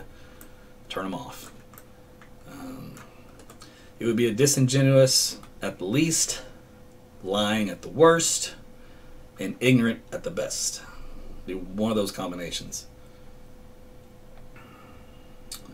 All right, so Weather Service agrees with me. They're going to drop the mention of a possible tornado at all for the Minko storm. And they're going to focus on the storm in South Oklahoma. So, and they're going to focus on this guy here, see if anything eventually happens with this one. But the one up here in Union City and El Reno and Minko, again, we talked about this a while back that the circulation died out, and what's left is a little bit of wind, and that's it. And when the wind left, let's see, we had 2 or 4 miles per hour earlier. We're down to 50 now, so it might already be weakening with that. So that's good. By the way, Oklahoma City, there's nothing going on right now. So if you have any immediate plans you want to get from point A to point B, you got time. You got 20 minutes, make it count. Beyond that, you're probably a little bit of hail. And then beyond that, you're watching for other threats. So you better get wherever you want to get and get there now. That's assuming there's no traffic on the road. It's going to slow you down. But you don't want to be caught in a storm for sure. All right, let me go back down to southwest Oklahoma. You know, we had that situation with a pretty serious-looking tornado signature on the radar, and I believe it has changed quite a bit in the favor of a non-tornadic signature. So let's take another look. It wasn't moving all that fast, so it wasn't really going to affect a whole lot of people between, you know, updates and me going to check out the stuff west of town. So it was up around Loveland last time we checked. So let's just see where it is now. Okay, still going. Well, this thing has pinwheeled like you would not believe. I cannot believe that. That is impressive. Okay, so what's left of it is still a weak signature, so there's still a tornado likely with it, or at least a funnel. I can go a funnel, or at least a very strong wall cloud. The tornado signature is pretty much almost gone, but there's still enough of one where I'd consider it. This is, let's see, East Road 1610, and what's the counter of that? 2400. So just west of Highway 36, just northeast of Loveland. So that's where the center of circulation, whatever's left of it, is there. I'm going to go back in time. I'm just curious at how this evolved while we were looking at those other storms for the last couple of minutes.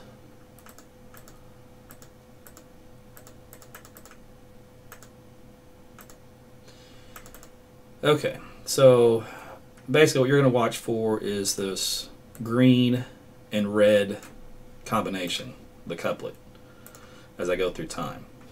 So I'm going to go through time.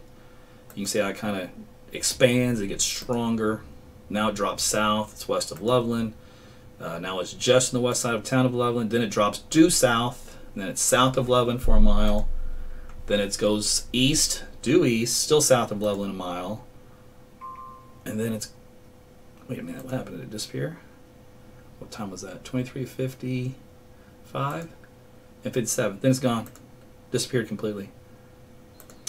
And then a new one formed, okay, up here. All right, that makes way more sense. I'm like, how did the storm get from south of Loveland last time we looked to way up here? Okay, that's why I had to go back and look, because I was like, what in the world? All right, so there's a new mesocyclone, basically, that wrapped up and fed back in. So this is a small tornado, now that I look at it. At least it was just a moment ago. It's weakened again. But that was the location I gave it to you at in this spot here. So the Loveland one died out just southeast of town really fast. The new one spun up here between Highway 5 and 36 and then rapidly wrapped back into the south. And then now it's pretty much died out. And we'll see if a new one forms, but that's the latest on that. But this storm down here means business. That is a rough thunderstorm. Okay.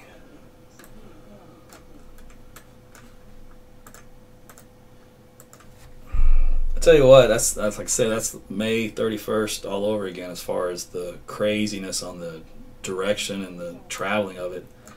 That makes me nervous. They're not supposed to do that.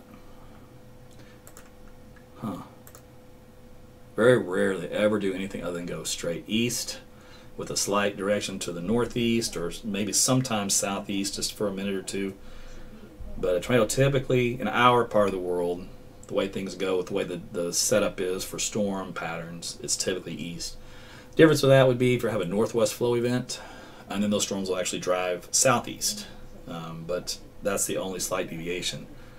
This stuff here was just crazy. Anyway, so I don't know. Again, it looked like it did a little bit of damage down there because we did see some debris returns in the radar data. But I didn't see a whole lot, so I'm gonna hope that means that we didn't really get too much damage down there. Maybe may have been some trees. It was over some open farmland, and it just missed the town of Loveland. So hopefully, knock on wood, all that's good. But it looked like it was a large tornado.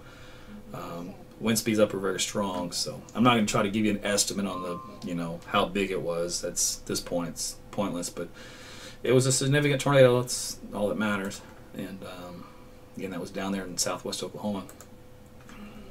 Okay, so we'll watch this storm. It's evolving into a multi-line segment. So we're going to have the potential for a tornado to spin up here, rotate in, back in like this, and then down here we're going to have potential for another one to rotate along the leading edge. So this is going to be a multi-mode faceted storm. capable of producing 2 tornadoes in 2 different areas of it. That's unique in itself as well. So, and that's going to basically hug the Red River, and then down here in far southern Oklahoma. Okay, so back here at Oklahoma City, let me go pull that up.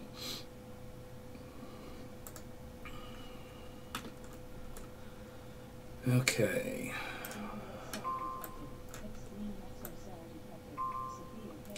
Good news is with this one, let's see, what's the date on that? Time.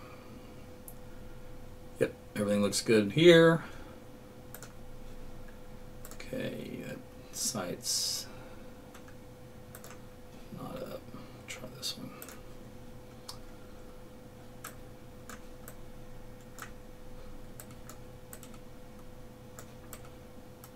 There's plenty of storms down here in North Texas, by the way. I mean, just way down here. Those actually will probably hold together long enough to at least clip Dallas. They might be on the northern fringe of the city, but that's going to be a long ways from now. We're probably talking closer to midnight. Okay. Oh, good. That one's up and running. Good, good, good. Okay. So every now and then we can get the research radars from Norman that those guys run their testing and product development through, and every now and then they'll be up and running. We can pull data from there. And I like to do that because it's on the south side of town versus the normal NextRad, which is on the east side of town. You know, it's out toward the Tinker area, actually east of Tinker. So this one's in Norman, so it's kind of gives us a little bit closer. So for western sides of the metro, a little bit better view of the storms. It's on a more southern elevation tilt, so I can see lower level stuff. So that's good for that.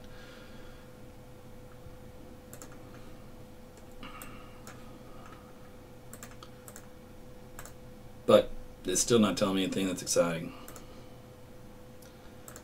Alright, so at this point we're just going to have a couple of weakening supercells moving through Oklahoma City, and then that's going to be all she wrote, because unless they somehow dramatically pull a 180 and actually try to intensify, but this is turning into a non-event for us, which is good.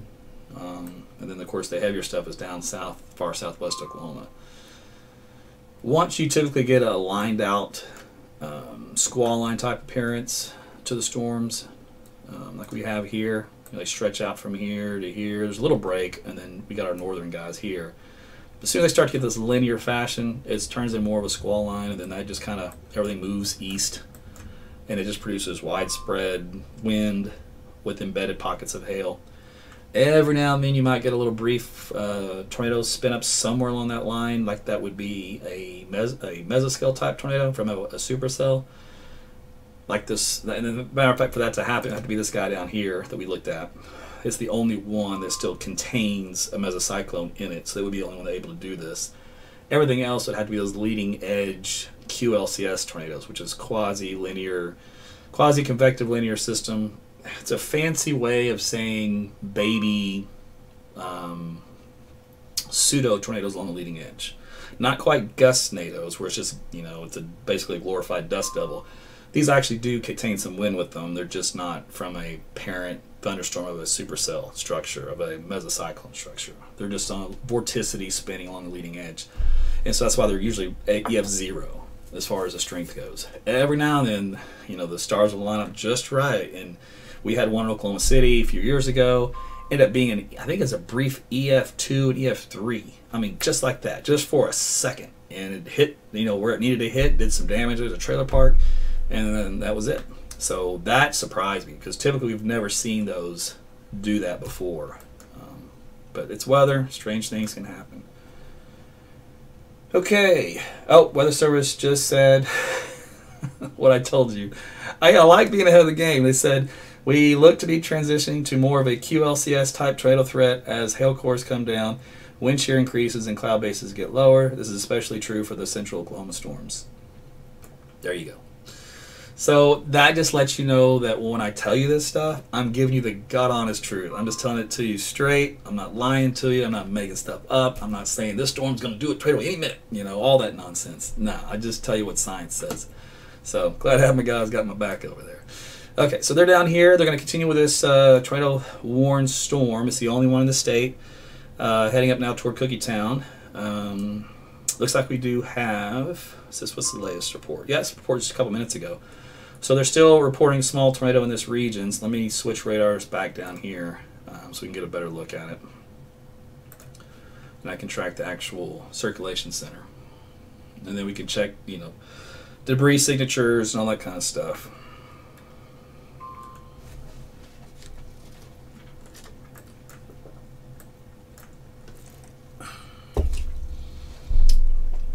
Okay. Okay. This is another thing. Remember how I told you that the storm would have two tornado potential areas?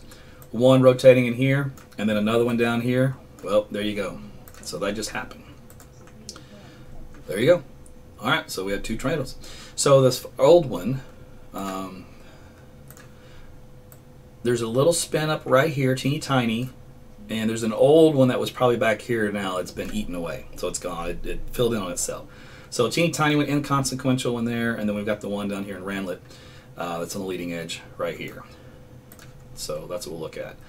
This is just south of Cookietown by 3.5 miles, right on the river, on 277. So between there and Ranelagh is where this particular weak tornado would be.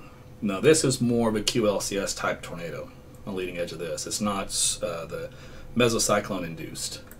The mesocyclone induced part of it is actually back in here, and it's transforming itself into a different type of storm with so much spin in it, with a comma head, and what that'll do is basically just make it a big wind producer with occasional tornadoes.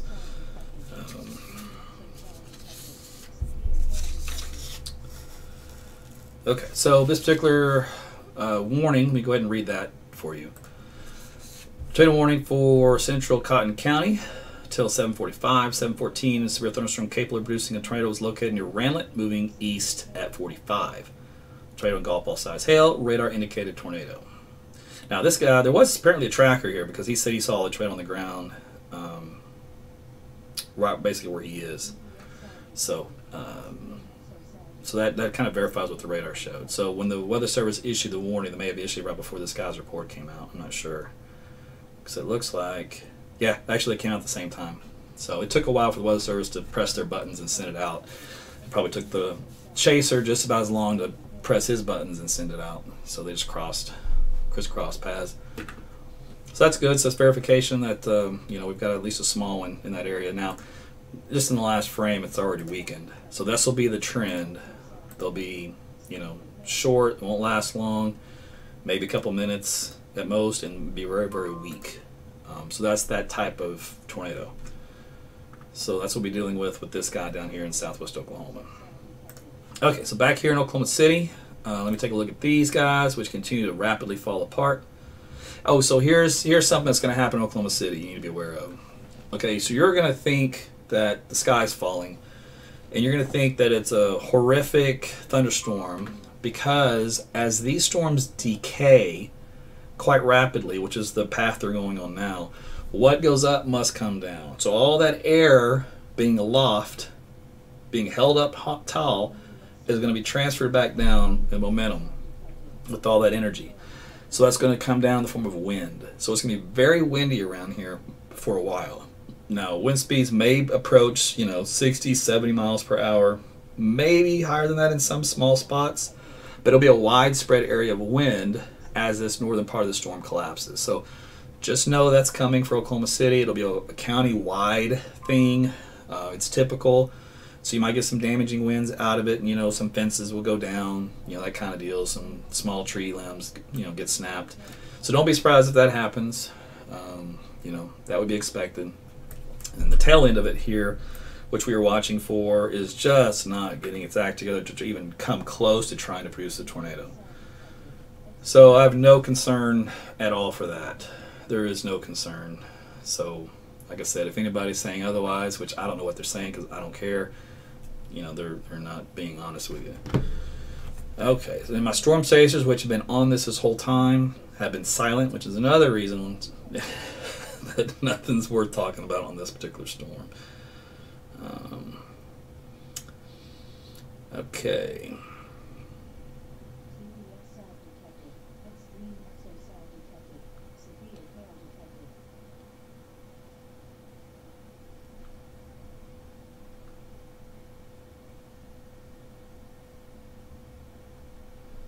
So just getting caught up on all my notifications. Make sure I don't miss anything important. Okay, all done with that. So again, I only track tornadoes. So typically, so at some point here, I'm going to let this go. So once you know, the Oklahoma City thing, I'm not worried about for tornadoes. It's just going to be down here in far southern Oklahoma, and these are going to be probably a problem off and on. But they're, in other words, put this way, you're going to have a long period of tornado warnings constant without a tornado, just because by the time the warning is issued, the tornado's already gone, and there's no tornado for a long time, and then all of a sudden, hey, there's one, but then it's gone, and then a warning comes out, but then they don't overlap. It's going to be one of those evenings here in far southern Oklahoma. But right now they've got 2 official warnings out at the same time for 2 areas of the storm. So let me go back down here. And this is the 2 areas I talked to you about before. So this is the leading edge here, east of Cookietown, and then here's the other region that gets wrapped up into this round. And they might even, honestly, in this particular case, they may just issue for this, even though it's not technically a tornado. It's a vortex of wind and a very high amount of wind at that. Like, what is the wind here? 90 miles per hour? Are you serious? Whew. Let me see. Is this plot? Let me see. There's a plot on here for you. Product value. Yeah, I want product value.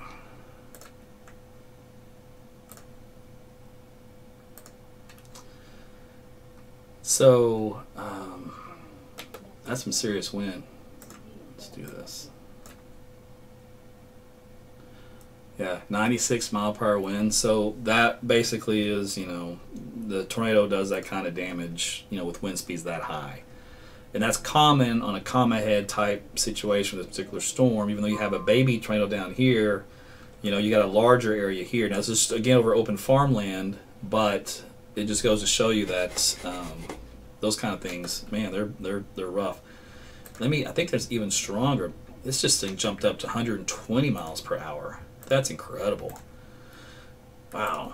Let's see, we're at 1,000 feet off the ground too. So that's a really good estimation by radar.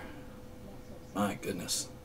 So again, that's basically a strong tornado. If you want to look at your, you know, EF scale, we could call it. Or is that over here? You're looking at almost EF2 type tornado damage. It's going to be straight line all in one direction. So, you know, that's again another reason why they basically probably pulled out a tornado warning, just because that's the kind of damage that's going to come out of that.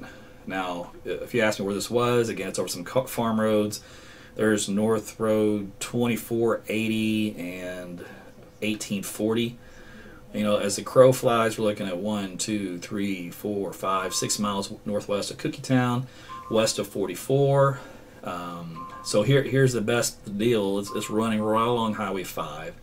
It will intersect Highway 277 and 44. That's the best markers of, you know, what's in the area I can give you to let you know that that's what's coming in that direction. Now, let me see if this system is working for me. Sometimes it will give me some good readouts on the wind speeds. Active probe. So yeah, 96, 100, and 122 miles per hour. Down here in, again, far southwest Oklahoma, that would be the peak wind speed. That's ridiculous. Let's see, downdraft. Sometimes this product works. It's not going nearly as strong. This is a downdraft potential just from having a storm itself, for what comes up, what comes down, but not associated with that feature. That feature is a rarity with the rest of the storm. So just in general, it's a 65 mile per hour thunderstorm. Okay, that's standard stuff. That's nothing shocking. But to have the straight line winds of, you know, 100 plus, that's crazy. That's insane. All right, so let me do a storm track on this wind. The areas involved are going to be probably not over any major populated regions. So that's the take home. Let me get this on here. The track on this one was, oh, they canceled the tornado warning? They sure did. They allowed it to expire. All right, well, I guess you're going to replace it with a severe thunderstorm warning for 100-mile-per-hour winds. Whew, that's rough. All right, so let me see. What was the speed on this anyways? Yeah, hazard tornado. Well, earlier a tornado. That's what it was. And then they've got winds greater than 80 miles per hour. So that's the warning verbiage. Okay, that part moving east at 50, but not this part. I'm just going to make it 30 because this part's going to move slower anyway. But there's, like I said, there's no major communities involved. It's, again, farmland, and then just these major highway intersections. That's good. Okay, so that's what's going on here in southwest Oklahoma. As you can tell, that's a mess. You don't want any part of that. Nothing else happening elsewhere with the body of the state that's of any concern. Let's see. So not only do we have these winds in this little pocket we talked about, looks like a new pocket of wind over here has just emerged east of 44. Let's see here. On the leading edge of this bad boy. So this is telling me just one heck of a windstorm. So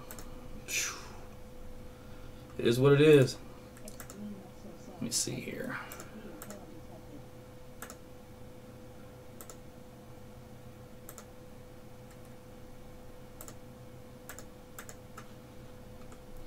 All right, so let me get rid of those guys.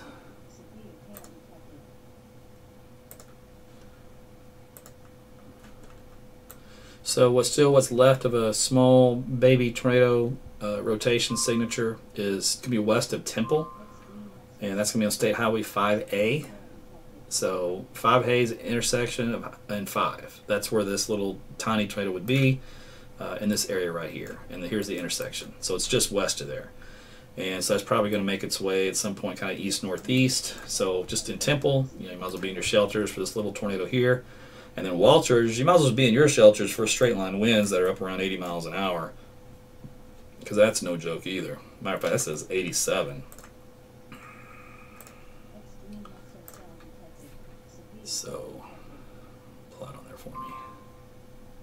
Are you going to plot? Are you going to do it? Come on now.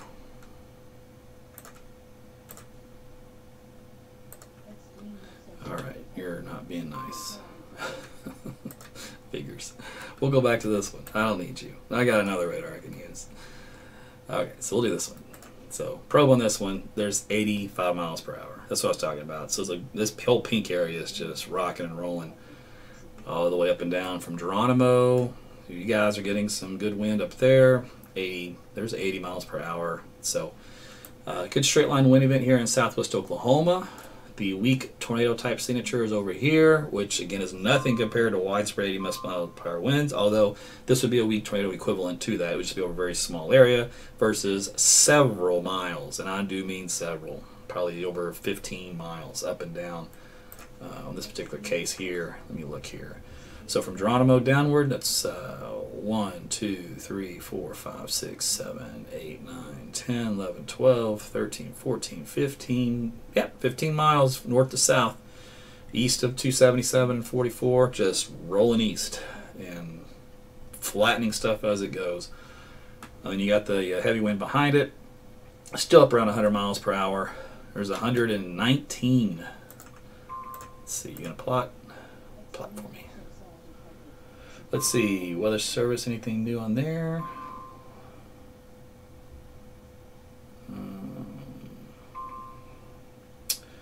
No, there's still a severe thunderstorm warning for Grady and Stevens and Jefferson counties. That's all.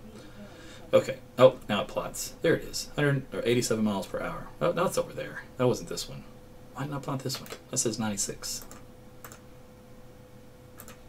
There, 96.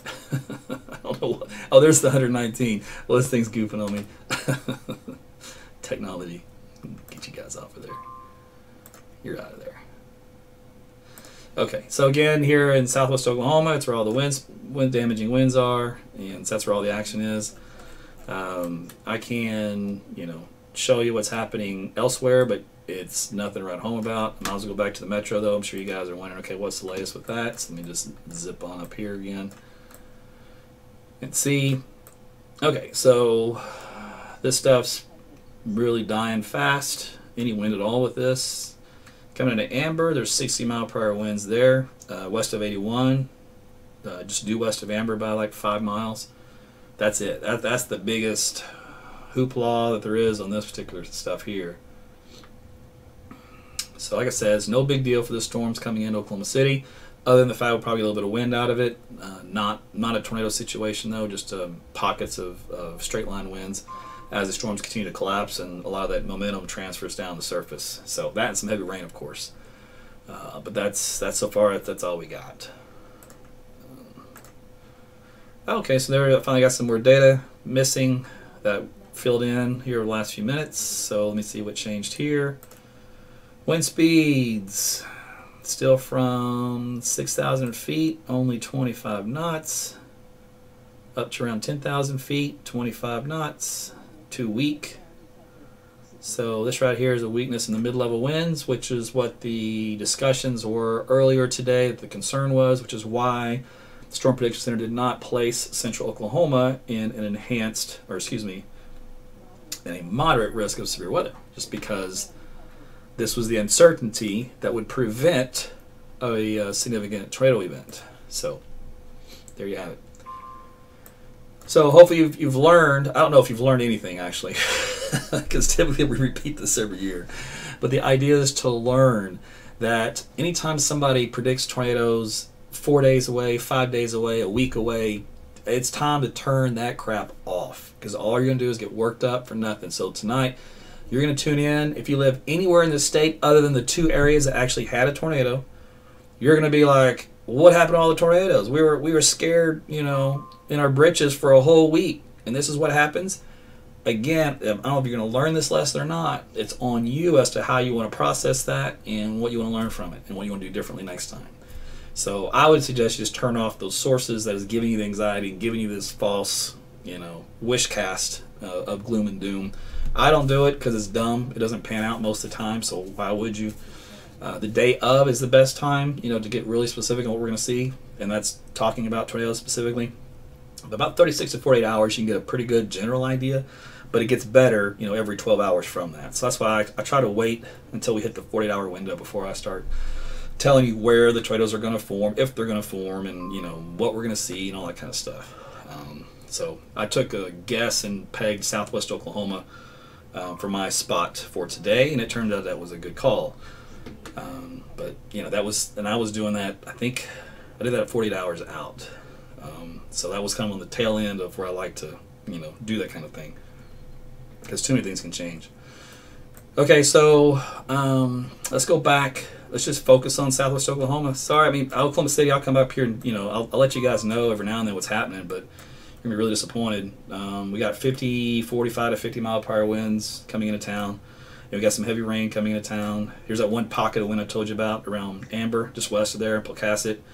This wind speed's up around 70. So there you go. There's a little small area of wind there. But very small compared to what's going on down south. But I do expect a little bit more wind to come out of this decaying storm as it makes its way through. So I do expect that. Okay, so back here in southwest Oklahoma, looks like the Weather Service put out a new updated warning. This little box here. That came out, 2 minutes ago. So warning remains in effect. Tornado warning for Cotton County. Confirmed tornado is located near Temple, moving northeast at 50. Hazard includes obviously a tornado and quarter-size hail, and it was reported by storm chasers. So now, here's the problem I have with that. It's not moving east at 50. Now the storm itself is, sure, but the tornado's not. Here's the tornado right here. Or what was it anyway, west of Temple, okay? So watch that area there, the green and the red, and it's pretty weak on the green and red, but this type of situation, that's where it would be. All right, you can see it's moving northeast, almost northeast. So it is nowhere moving east at 50. Now the storm itself is, but the whatever's left of the tornado signature, which is pretty much gone, is up here now. So it was here, and now it's up here. And then this leading edge of the wind and the storms continues to move east. So that, you're going to have some winds around 60 to 70 in that.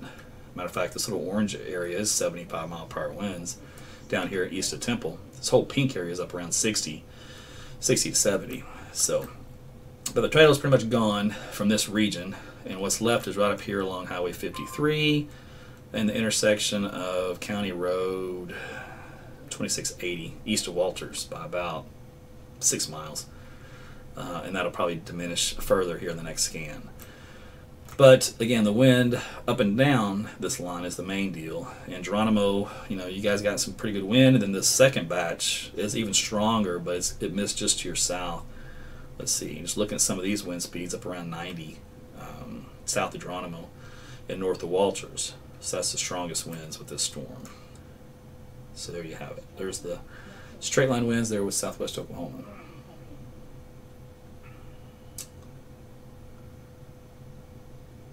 So, normally I think at this point in time I would sign off. Again, because I'm really only tracking tornadoes, and at this point in time we don't have any. We just have the damaging winds down here in southwest Oklahoma. But until this little storm line here moves through Oklahoma City, which is only going to be another, it'll take probably, what time, like 7:30? So about 8 o'clock. And that'll move on through, and then I can sign off there. But there's no threat for a tornado or anything like that with this stuff here. It's just lined out.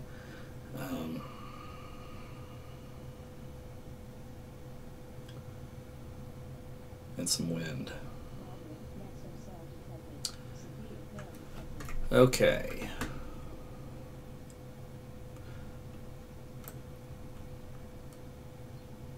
I guess the best thing we could see would be a QLCS tornado on a leading edge spin up, but the structure of this line isn't suited for that yet.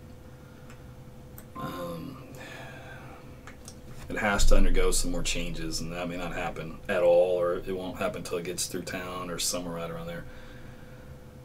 Okay, so Weather Service is already moving away from this one. Is already talking about the next deal. So let's see. They mentioned another round of storms overnight, southwest Oklahoma, and moving into central Oklahoma by sunrise, with the lower end of severe weather potential for overnight storms, mainly in the form of hail.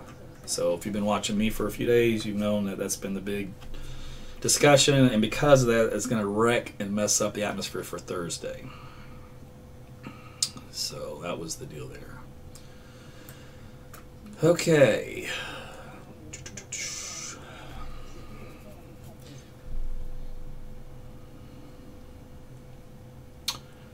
So yeah, I'm watching the different guys up there, and I can see their live shots and stuff, and what looks like a little bowl there for Chickasha, or looking west of there toward Anadarko. It's just not a tornado type situation.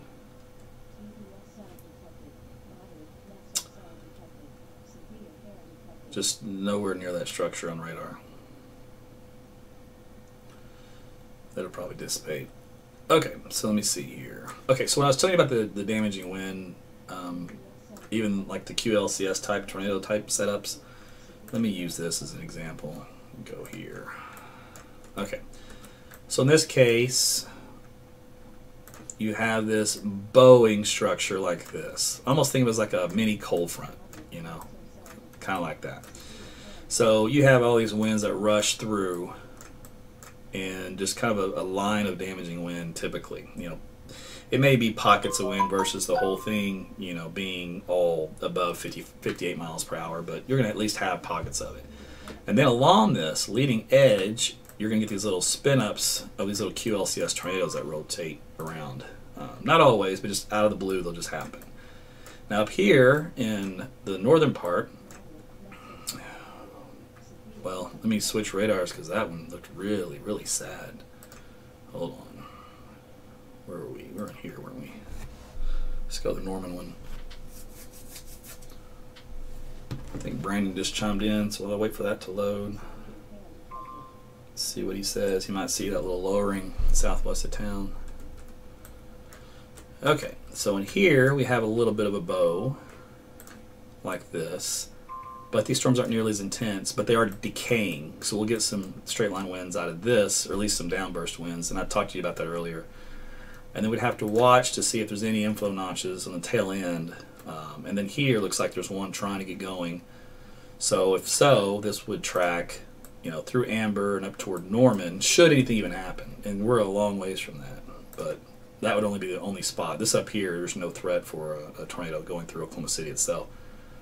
Not with that structure. A lot would have to change, and I mean a lot. And that's not going to happen. Okay. Is it, oh, did he play? Oh, I thought I had a new one. I guess I didn't.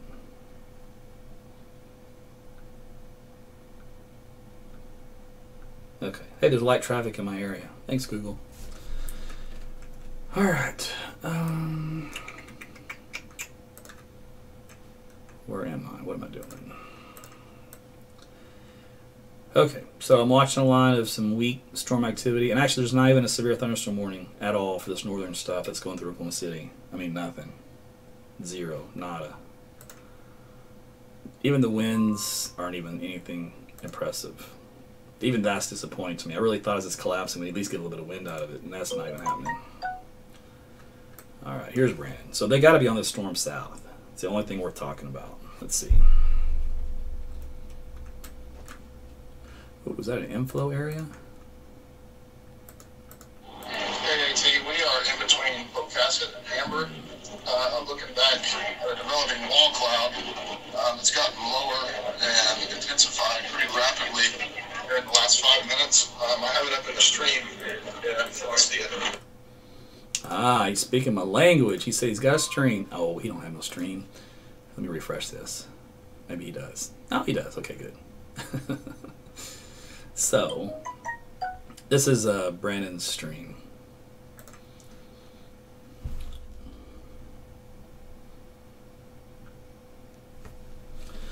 All right, so I don't know which way they're on the road, so they're just driving. So until I can find out which way they're pointing, they get situated. We'll have to wait and see. But this is Oklahoma Storm Chasers, Brandon Pennell and Chance Calderon, and they're with Sammy Brents, and they are trying to catch some action. So they're in pursuit of what would be a weak-looking, rotating wall cloud type area. So they're going to try to see what that turns into. Okay. Well, I'll wait for them to get set up. While that's happening, let me go back. Let me go back over here.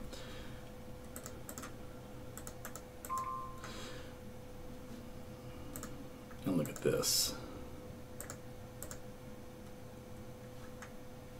Okay, Weather Service just issued a severe warning for this one. Let's see.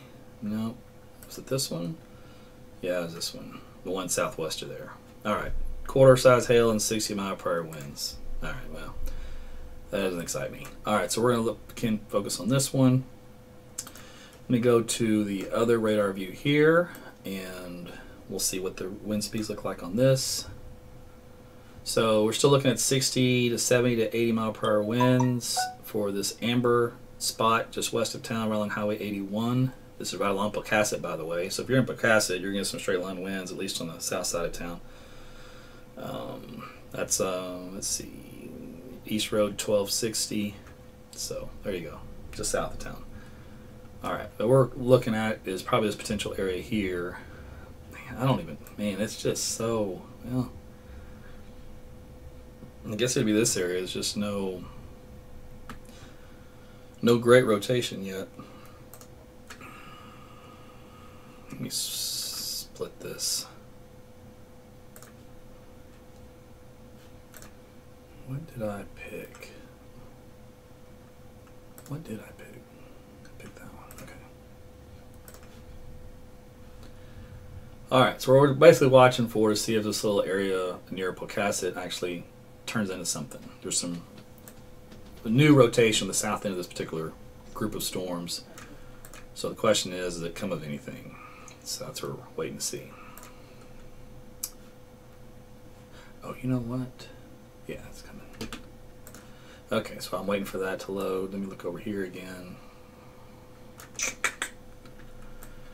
Okay, then we got down here in Surreal.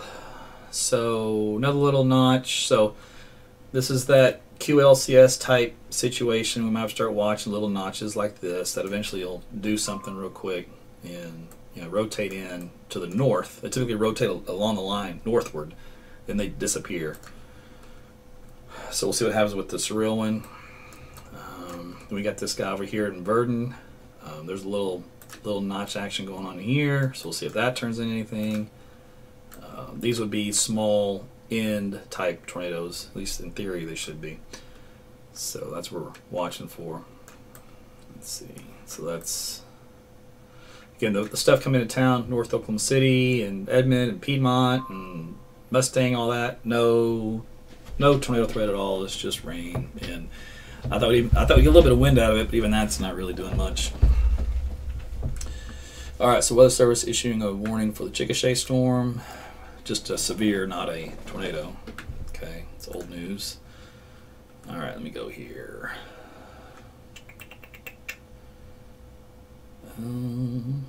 Still nothing gets my attention yet. Oh, let me check his stream again, see if they got positioned. Nah, they're still driving somewhere.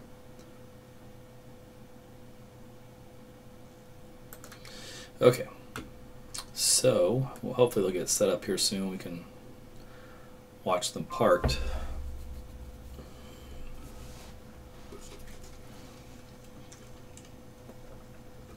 That was not a plug. It was just a drink. Oh my goodness. You talk talking for hours on end. Trust me, you're going to need something. All right, let me see. What we got here. Flood advisory, southwest Oklahoma City Metro. Dual pole 1 hour radar estimates are upwards of 2 inches in northern Grady County near Minco. Experimental models are showing amounts approaching 3 inches within the area in the next hour. So they may have to issue a flash flood warning for. This is the Minco area because these storms that kind of move so slow through there. The issue that they would do that for is that they keep trailing up the same area. We call it training. So they keep training over and over and over, then that's when that would be a factor. So let's see. Come on. Hey, T, I had to kill that stream and then restart it. It was way behind, so you might have to do the same on your end. All right. Well, that would explain why it looks like they were just driving. Okay, so I did that. Good deal. Glad you told me. All right. So again, we gotta wait for them to get set up, though. Okay. So somebody in Amber says they saw a large rotating wall cloud 6 miles west. Now, some of these reports you have to take them with a grain of salt because I don't know who's reporting them. It could just be some Yahoo, you know. But most, you know, there's a lot of storm chasers out there. Some of them get, you know, a reputation of being ridiculous, and some have a reputation of being really good. I don't know who's who. I don't have time to keep tabs on everybody. But if I see a report, I'll mention it. It seems logical considering what we're looking at. Okay, Verdon.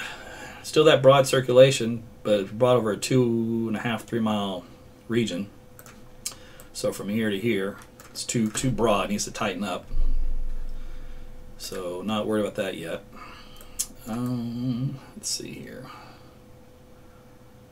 Mustang. Yep, guys, a Mustang. Still nothing to be concerned about other than the heavy rain and maybe some really tiny hail and a little bit of wind. Just a little bit, teeny tiny bit of wind. Big spot of wind still has been up around Pocasset. It's this signature here I'm looking at. Let me see something.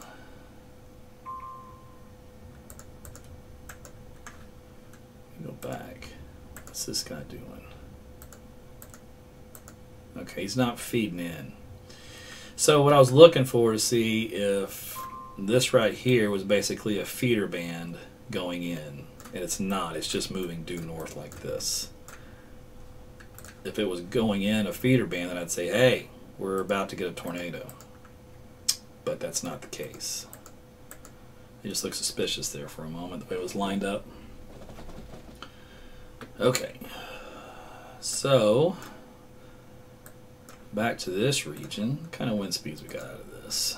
So Virden, 60 mile per hour winds, 62, 66. Let's pull that up over here on this radar. Switch sources here. Okay, TLX, where are we? Come on, you can do it. Okay, TLX. Alright, we'll query some of the wind speeds. It'll be a smaller area, not like the ones we were tracking, you know, in southwest Oklahoma, where it was over, you know, what, a 15-mile distance range. This won't be like that, but down here in Virden, let's see, wind speeds up around 73 miles per hour. 70, 73, there's 60, 65, 68. So this little region here has got some damaging winds with it, and that'll be working its way toward the Chickasha region, of course up to Turnpike. It's this spot, you know, up around here is where we'd watch for anything to tighten up for a potential tornado. Right now, not happening, but, you know, it's one of those things you kind of watch. But it's a downdraft style dominant signature of just a lot of wind coming down. So keep in mind that damaging winds can, you know, do as much damage as a tornado, a weak one, but needless to say, same kind of deal. So the Weather Service, let's see, they're going to up the winds to 70 miles per hour and bring in the possibility of issuing a tornado warning for that storm northwest of Chickasha, because it's starting to look like it has a QLCS type signature, and that's what we're talking about here. This region here is what they're watching. So we'll see. They may pull the trigger here pretty quick, but this guy here, you know, if something were to happen here, is nothing compared to this larger area here. They'd both be doing the same amount of damage. Just, you wouldn't be able to, probably, here's the deal, if you had this guy as doing your damage and then this guy comes over on top of it, you wouldn't even be able to tell which was which. You'd lose it. All right, let me see what Brandon has to say. Hopefully it's something good. Oh, I need to check his stream too. AT, we are south on 81. We're just going to take a peek down here by Virden at this inflow notch that kind of developed, just to check it out to see what may be there. Yeah, the Weather Service is thinking about issuing a tornado warning for that, for a QLCS tornado. I'll tell you the intersection. It's going to be 1, 2, 3, 4 miles west of 81, which is going to be from that location about 1, 2, 3, 4, 5 miles south of Pocasset. Okay, so in this particular case, let's see, wind speeds up around 70 to 80 miles per hour. I think that's what we've already been mentioning before. So this is northwest of Chickasha, coming in southwest of Amber. Here in Oklahoma City proper, like I said, a little bit of wind in Mustang, but no biggie, 40 miles per hour. The rest of the city, I got nothing for you.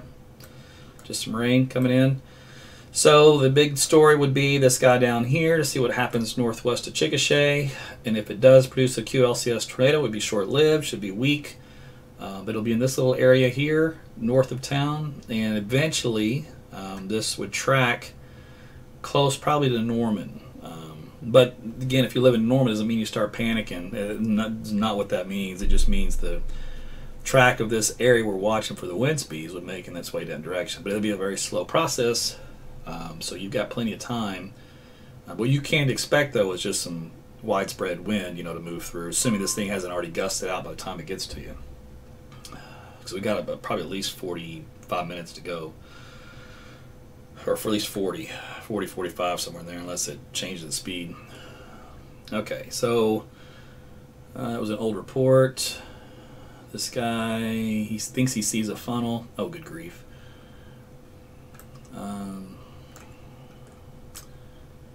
Okay.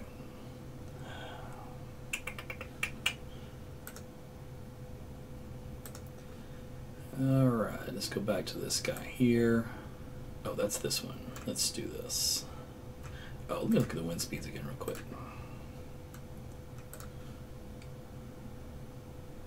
Yeah, still weak. Okay. I'm not going to need to pull a look at that anymore. Nothing's going to change. So thanks for joining me, meteorologist Aaron Tuttle, and we've been tracking severe storms out here from western, southwestern Oklahoma, moving into central Oklahoma the last few hours. And there's been an occasional brief little tiny spin-ups of some dust and stuff from a couple little very weak tornadoes. We had at least one very significant one, though, in far, far southwest Oklahoma near the border.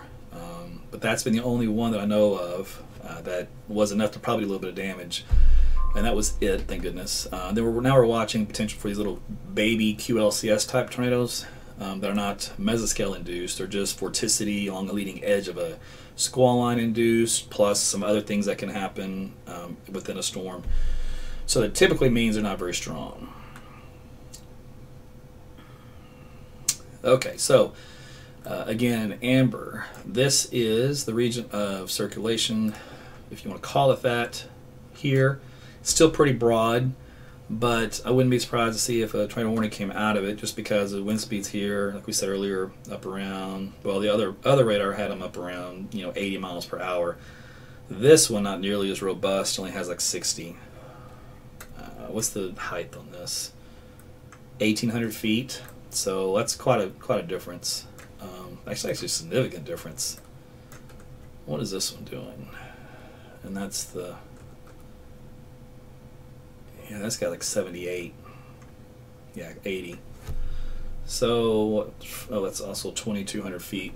It's a little bit higher. So it just could be the difference in that little few hundred feet. That wind isn't making it past that point. In other words, it's not transferring past that boundary. So that could easily be the case. Okay.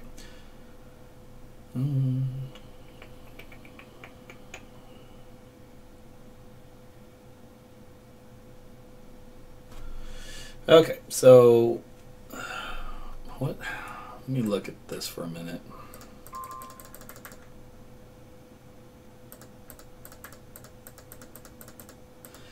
Okay, so this is actually a new storm that has developed uncompletely attached from the others that we were tracking from before. I just want to get my history, my bearings, and then that's why this one actually has a chance to do something that's different. Okay, so this one has a little tornado right now, right here. You got the red and the, what we say green, but sometimes the radar colors change to blue. So we have a little tornado right here with wind speeds probably around 100 miles per hour. And this is going to be along Highway 1300 and intersection of, what, Tiny Road doesn't even show up, so we'll go east of there, 2840. So if you want a bigger reference from that, where that little tornado would be, it would be southwest of Amber by 2.5 miles. Let's see what Brandon has to say. He might actually be able to see it. Hey, Tim, we got a tornado on the ground, probably 300 yards east of 81, 5 miles south of Pocasset. It was a brief spin up, pretty good circulation though, and it's still pretty prevalent. Yeah, I was just showing them on radar where that was. Thank you for the confirmation. I'll hope your stream is up. All right, let me see. Nope. Stream is old. Let me see if that refreshes. Nope. All right, we don't have a stream. By the way, I do not have your stream. It's old. But anyway, he confirmed what I was looking at on radar, so that's where the tornado is located. So we got a storm tracker confirmation. So now what do you do? Well, of course, as always, in a small tornado situation, you treat it like any tornado situation. So center part of your home, lowest floor, away from windows, that kind of deal. It's going to be traveling to the east-northeast, so that'll place amber in the immediate path over the next, it's going to take about 10 minutes or so for it to wholly clear that whole region. So you need to be in shelter for there. So pretty much anywhere from Amber to Chickasha, kind of in between those two towns, and even Pocasset. If you want to be in your shelters for safekeeping, you can. It's going to be south of you, but it's just not south of you by too much. So if you live 3 miles south of Pocasset, I'd be in your shelter. If you live a mile south of Pocasset, you can just sit here and watch it if you want. There's no immediate threat to you. Chickasha, it's north of you, so you don't need to be in your shelter at all. It's about 3 miles north of you. So what we'll do is just watch how this storm evolves, but for the general path, it's going to be through Amber. So this is a tornado, small tornado, along with the damaging winds anyway up around 80 miles per hour along Highway 81, just north of Chickasha. So it's kind of a two-pronged outcome here. Okay, so let me go to a different radar, which is going to update a little bit more frequently. So I can track the, continue to track the tornado by the streets. And again, we're kind of in some farmland still. So we're at County Road 2840, like I mentioned before, and 1300. That's the intersection. And that's just southwest of Amber by about 1.5 miles. So, again, in Amber, be in your shelters for this particular tornado until it passes by. Let me go on the track. Let me see this, how things have moved. So it's gone pretty much just northeast. But it's new though, so it may, it may not keep that path. But it's going on the east-northeast path right now. All right, so the Weather Service is now going to issue a tornado warning for Grady County, and that's for this area that we're tracking here and that Brandon saw. Now the tornado actually hasn't moved. It's still sitting there. So it's basically sitting probably in a field and just spinning around. Matter of fact, I can go ahead and show you that. This is, back out. Okay, put this back on there. All right, so this is where the tornado is. So basically, it's over these pockets of trees and no homes or structures anywhere near it for this moment in time. There's a farmhouse left of it, here and here, and there's a farmhouse up to the right, here, here, here, and here and here. So there's a few farmhouses here. So you guys obviously hopefully are in your shelters right now for this particular tornado. It's a small one though, a weak one, but it's going to be there. Like I said, it's Highway 20, or excuse me, yeah, County Road 2850 is the eastbound of that square mile block. And the northern road will be Giles Road, or Giles. Giles or Giles, however you say that. So that's the intersection where this particular tornado is. All right, so new update just came in now. Let's see here. So again, in Amber, go ahead and be in your shelters. Let's see here. It just barely moved any from last time, so it's only gone east a hair. So it's still over the same area I talked about. But that's how you can kind of track these, at least find out if we're going to be, in a more populated region. Let's see if the stream is up. Nope. Okay. Well, we'll have to go without the stream. It's dark anyway, so I don't think we'll be able to see much.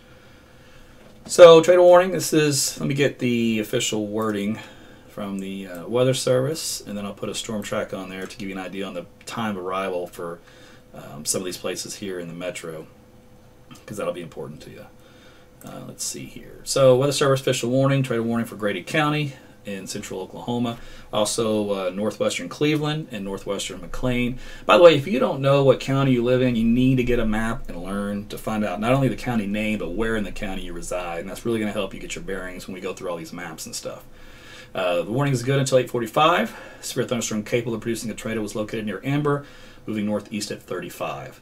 So they say radar indicated, but we just heard a moment ago from my storm chasers that actually saw it visually, and so that's good for confirmation. Okay, we said 35, so let me back out here.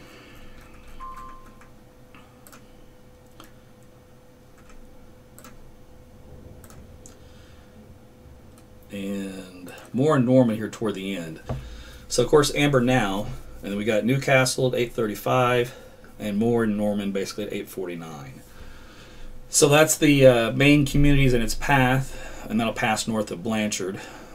So that kind of gives you an idea there. And like the time on the clock, as you can see here is 8:05, so that means of course Amber at this moment. So you don't panic or anything, you kind of just know what to expect, know what to do, have a game plan. If you haven't already had one, you need to make sure that you get one if you live east of where the storm is. Talk with your family and wherever you are, your friends, if you're at a friend's house. Looks like the town of Tuttle has sounded their alert system for the warning. So probably some sirens going off in Tuttle, even though the storm is to your south. But Amber for sure, you need to be in your shelters. Tuttle at this point in time, you can be aware and pay attention, but there's no need to be in your shelters at this moment in time unless something else were to spin up that's just not related to this guy. I don't see anything. There might be something trying to get going, in this region here, but it's so weak I wouldn't worry about it right now. But if you want to be in your shelters as a precautionary measure, go for it. It's certainly not going to fight you on that. But we're talking about is a particular area here, which is now east of Amber. And it looks like the signature on this radar has already disappeared. Let me go back to this other higher resolution one where we can see it a little bit better, and there it is. It's still there. Difference between radar systems: one has a very narrow beam, which can see much smaller details, smaller things, and then one has a larger beam, and things get lost in the larger beam. So the more you can chop up that beam, the better you can see little things like this. Let's see. So the location of this is 1 mile east of Amber, the current tornado position, North Road 2880 and 1280. So again, if you live in Amber, the storm is now 1 mile east of you. Stay in your shelter zone for another few more minutes until the whole thing's passed through, in case it rotates back around for whatever reason. It's a very small tornado, but needless to say, it is a tornado. And that's this little spot right here. It's where the red and green come together. For those of you folks watching, this is the velocity signature, and this is the reflectivity. So the reflectivity shows you the heavy rain and other signatures like hail, and the velocity shows you the wind fields. And we look for the colors of red and green that come together, which indicates toward and away from a radar system. And that's how we can track these. So that's how we can track them down to the street level, main intersections, and even down to neighborhood level at times. So let me... Still, we're out here over some open farmland at this point in time. So we're back over just open land and some trees, and there might be some. I can't zoom in close enough on this yet to see, but there might be some more farmhouses dotted throughout here, but no major areas here once we get east of Amber as far as city populations until we get back in closer to the metro, so back in closer to Newcastle. Okay, so there you go. There's our tornado-warned storm for central Oklahoma. Now, while I've been focusing on that one, we're looking at a new warning that went up for another QLCS type tornado. This is around Agawam, so this is south of Ninica, north of Rush Springs. Location on this one is going to be County Road 1490 and 2850, which is 2 miles east of Highway 81. So if you live in this area, you need to be in your shelter. For this particular guy here, this will also work to the northeast. So Alex, you need to be in your shelters for this particular weak tornado. The warning on this, where'd it go? Try this again. Southern Grady County, tornado warning till 8:30 for possible tornado near Agawam, moving northeast at 40. Radar indicated.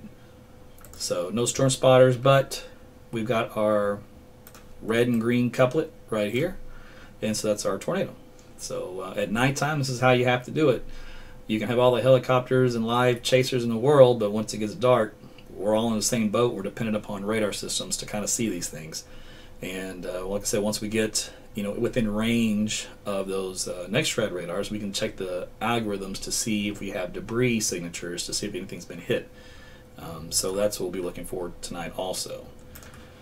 It's one you don't want to see, but it gives you, more confidence, for example, if there's actually a tornado there, for one, if there is, if it's doing damage. Okay. By the way, northern Oklahoma City, Edmond, Piedmont is just, again, rain moving through. You got a little bit of wind here on the southwest side of town around Mustang, up around 50 miles per hour, so we mentioned that before, so nothing new there. All eyes are on this little spot here, near Amber and north of Chickasha. Wind speed's up here around 80 miles per hour along the turnpike, so there's going to be some cars getting blown around a little bit. So new circulation showing up around Bridge Creek, southwestern Bridge Creek, so that'll be our next little spot watching for. The Olin, actually I don't know if the Olin's completely gone yet. Let me scroll back up. Yeah, the Olin dissipated. Let me go back a couple frames. Yeah, there it was. Let's see. Yeah, it went right.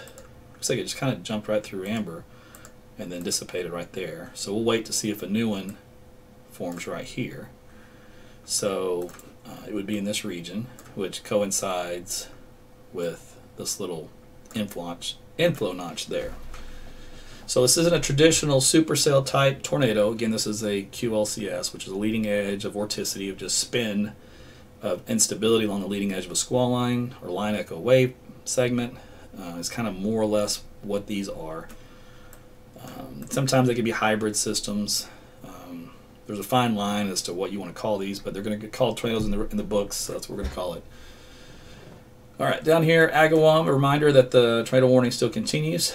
Same area, so this is main intersection of Sooner Road and East Road 1490. So there you go, that's the tornado there. So you need to be in your shelters. Again, if you live around Alex and east of Netticup or on Highway 19 for that particular storm, because they'll be tracking your direction over the next 20 minutes. So Newcastle has sounded their tornado sirens as this particular developing tornado is moving toward the Bridge Creek area. Now on radar, it's not nearly as impressive as the other one was, but I'm looking at the live. It says 8 o'clock. Yeah, I'm looking at the live feeds, and it gets really dark, so it's getting really hard to be able to prove much. But on radar, it does not look that impressive yet. Okay, here we go. New scan just came in, and there it is. So it changed just like that. It went from not impressive to, there we go, small baby tornado. Okay, so that's what this one is here, right here. Let me see. And again, over open farmland, there is a little bit of a housing addition, looks like, just some farm communities just on the north end of it. So you guys need to hopefully be in your shelter. And this intersection is on Sandrock Road. Sandrock Road and County Street 2920. Also Richland Road and Sandrock Road. So that is where the intersection would be. This is east of Amber, northeast of Amber actually. Southwest of Bridge Creek, about to cross over the beginning of the river here, the tail end of the river, for the North Fork Walnut Creek stream, you might want to call it. It'll come really close to the intersection of 44 and the Bailey, and also 9. So you're going to need to get your bearings. You know where that's at. You're going to need to make sure you're in your shelter for that. So again, that's coming up around the Bridge Creek region. So this particular small tornado will be heading in that intersection direction in the next 5 minutes or so. And of course, you're starting to get into more crowded, densely populated area once that happens. So we'll have to track this pretty carefully. Now the rest of Oklahoma City, again, no need to panic. No need to seek shelter or anything. You're looking good. Everything from Oklahoma City proper. So a little bit of pockets of wind here and there and some thunderstorms rolling through, but no big deal. Any tornado type action right now is confined to the south side of town, which currently is going to be heading up toward from Bridge Creek into Newcastle, and then possibly into the Moore area. We'll have to wait and see what happens. But again, I need to stress, these are very small, weak, short-lived tornadoes. They are not, the kind that does a whole lot of damage and lasts a long time. These are not those kind. So I'm trying to help bring you some calm here. These are the kind you can easily survive. I need you to understand that. These kind of tornadoes are easily survivable. All you need is adequate shelter. Get that in place and you're good to go. Again, key word is adequate shelter. You don't want to be in a mobile home. You don't want to be obviously in some kind of, shack, from a golf course or whatever it may be. I don't know what's out there, but you want to be in something that's adequate that can withstand wind speeds up around 100 miles per hour or so, and you'll be okay. Okay, so in this particular case, I've already lost the weak signature that was there. It's become broad and diffuse, so it's already gone. So we'll have to wait and see if another one forms. The general consensus is this is the main area. We'll have to see if something tightens up again. It'll be, unfortunately, minute by minute, you have to watch these because that's how fast they can develop and then disappear. And that's what I was telling you, sometimes when they issue a tornado warning, by the time the warning comes out, they can already be gone. Or they'll have a warning going the whole time, then there's no tornado at all. Then all of a sudden just one pops up, maybe the warning expires. It's just one of those, it's an annoyance as far as trying to get out ahead of them, and just because they're too fast, they're too transient, that kind of deal. Now we do have another little inflow notch. No, let's see, what time is that? Nope. All right, nothing yet there. Okay. That one that we had down around Alex, west of there, has weakened considerably. let's see. So the tornado there, which was right here, even had a little TVS with it, which is this little triangle. So that's gone. That was there for that one scan, which was at 8:08. So 8 minutes ago. And the next scan, it's weekend, and the next after that, it's gone. So that tornado's gone. So this warning down here for Alex. You can stay in your shelters if you want, just in case another one forms. It'd be just west of you, but right now there is no tornado for that. So there's no tornadoes currently in any of this stuff as of this one moment in time. Should one develop, it'll be back around the Alex area and then back up here around the Bridge Creek region.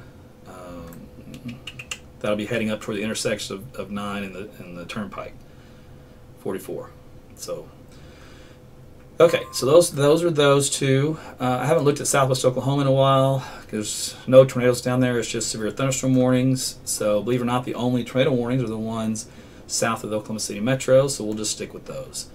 You can expect, severe weather down here in southern Oklahoma with these storms. A lot of straight line winds, probably up around there's 60 to 65 miles per hour. So that's garden variety severe weather here in Oklahoma. So no need to spend a lot of time on that. Just know that's par for the course here. And then what we'll focus on then is the little immediate threat of the little QLCS type tornadoes embedded in this stuff here coming into town. Alright, so right now, this radar, nothing. Let's go back to this one. Probably going to have to use the terminal Doppler weather radar to catch them. The 88Ds aren't really seeing these very well. Their beams are too wide. You got to get more of a narrow radar beam. So we'll depend upon this, which is good because that means we get updates about every minute or two. And of course, if they only last a minute, you can sometimes miss them in between scans. That's how fast they can be. Alright, so here's an example. We've got 2 indentations, one here, one here.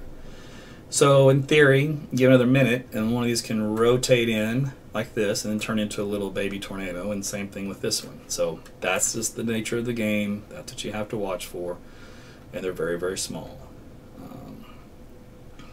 And they'll be very, very weak. So we're probably talking EF0, maybe low end EF1, something like that for the tornadoes.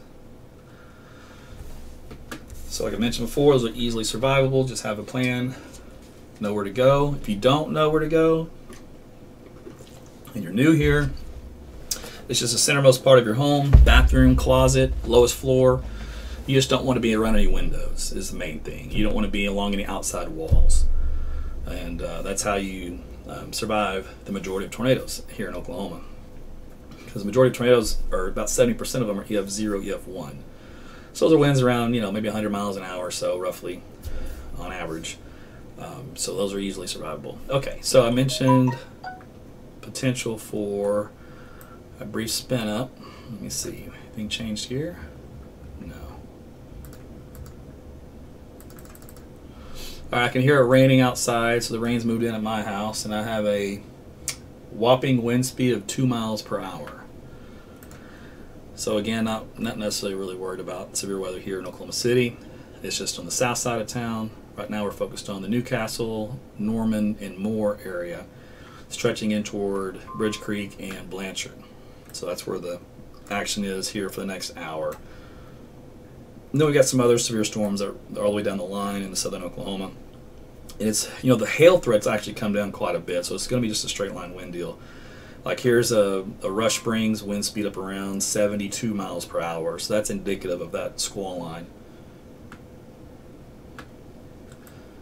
Okay, go back here. Let's see, what's my time? 1:19, just a minute ago.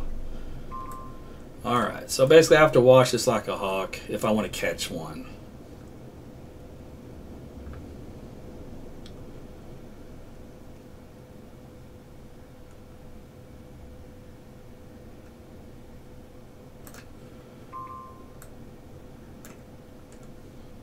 I appreciate you guys being with me here tonight. We've had, I don't know what the max end of viewership have been. My thing caps out at 1,000. I just know it's been more of 1,000 of you this whole time I've been on covering these storms. So I appreciate your support in that. This is a different way to get your severe weather coverage. It's the same type of tools, tracking radar, and when my storm chasers are out there, we'll talk with them. And I'll just tell you basically where the tornadoes are. You know, who's gonna see them, who needs to be in shelter, who needs to take cover, and go with that. Let's see here. So no tornadoes currently. That's the good news. The circulation center I mentioned earlier for Alex, still not quite there anymore. Little weak indication maybe west of town by about a mile, but nothing that screams, you know, tornado to me.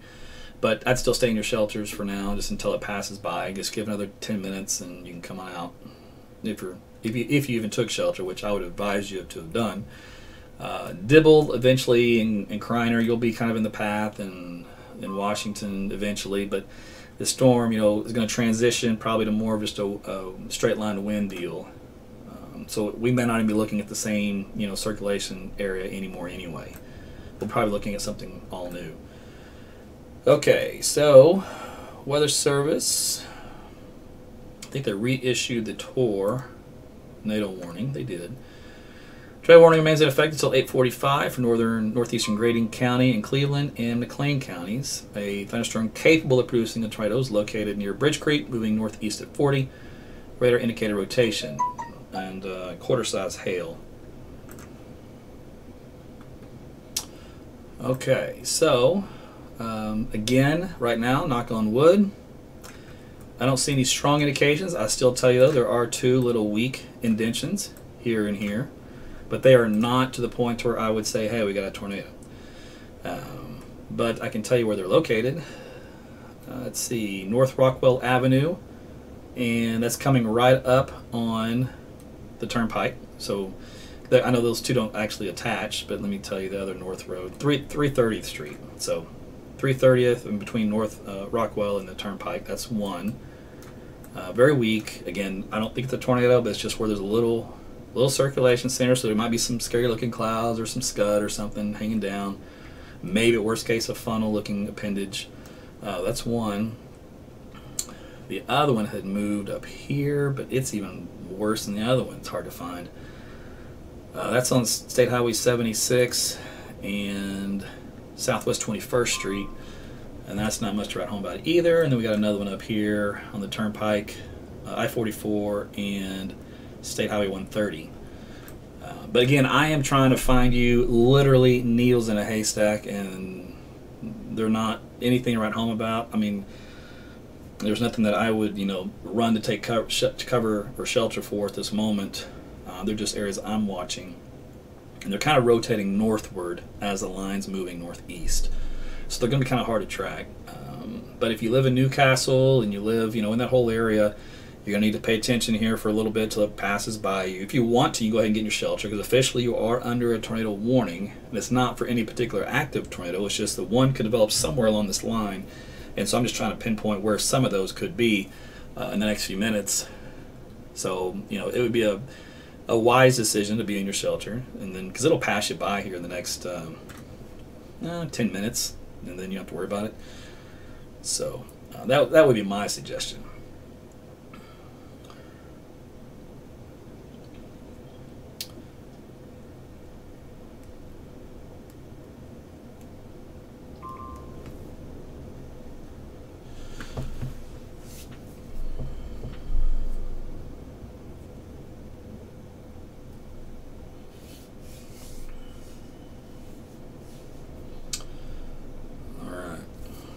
I'll go ahead and check these other radars, even though this is my primary one I'm going to have to use for these. Might get lucky on these other ones. 123. Let's see. The circulation center around the Alex storm, like I said, it's pretty much gone. There's still some little enhancement of wind, though, around 60 miles per hour. That's 3 miles northeast of Alex, over just some open farmland. You know, County Road 2960 and Black Road, for example, that's where that is. So it's doubtful there's any type of tornadic center circulation left, but at least there's still a little bit of wind around 60 miles per hour, so that might do a little bit of minor damage, you know, some small tree limbs or a fence or something. And that'll be heading up toward 76, Highway 76 south of Dibble, by about 4 miles south of there. So that'll be the spot where that would cross over. And the rest of it's just some winds down south all the way across the Texas border. So back up here we go to this stuff moving into Newcastle. Pockets of wind here. Let's see. 50, 55, 54 miles per hour. So again, nothing crazy. As far as straight line winds go, we're just kind of watching for the teeny tiny little spin ups of what we call QLCS type tornadoes. All right. So what do we got here?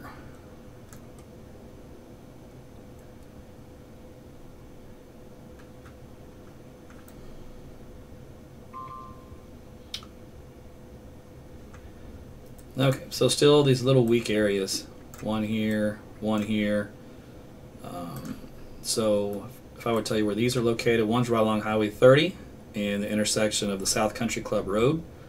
So that's just west of Highway 62 in Newcastle, about 2 miles. The other one was located just a little south from there, South Country Club Road in the intersection. Let's see, it looks like a neighborhood type deal. Redmond Drive. That would be where the intersection of that little weak rotation center is. Those are the only two I see that could potentially turn in or do anything. And even that's saying a lot at this point. I'm just not seeing any significant circulation centers. But officially, a tornado warning still is in effect just because of the nature of the game. And one of these could, you know, quickly spin up.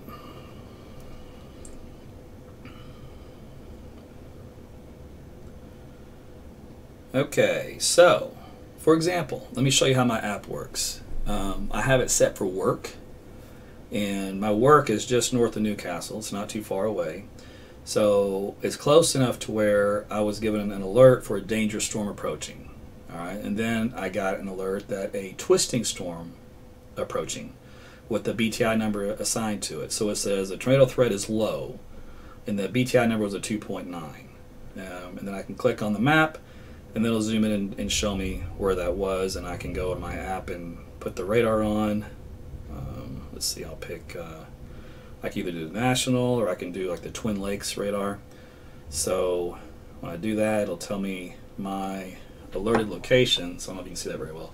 So it tells me my alerted location, shows me the radar. And so basically it's told me, hey, you know, you've got some twisting storms in the area. You might want to pay attention. So with a 2.9, that's pretty low. Normally, I would not be worried about a tornado in that situation. With a QLCS type deal, though, that actually, you know, would be on the borderline of a low-end tornado anyway. So that actually might be worth, you know, paying attention to. But just kind of give you an idea on how that works. And it's free. It's called AT's Weather to Go. You can get it on Apple or Google Play. So this kind of also shows you I'm not even there, right? So I just put up to 8 locations. You can put your work, your school, you know, vacation homes, your grandparents' home. If you got kids in 3 different schools, put all 3 different schools. It'll alert you to those specific locations if there's going to be a twisting storm nearby, and then give you a rating as on a scale of 1 to 10. Now, on a supercell type situation, if it's a 7 to a 10, better be in your shelters because that's going to be a tornado.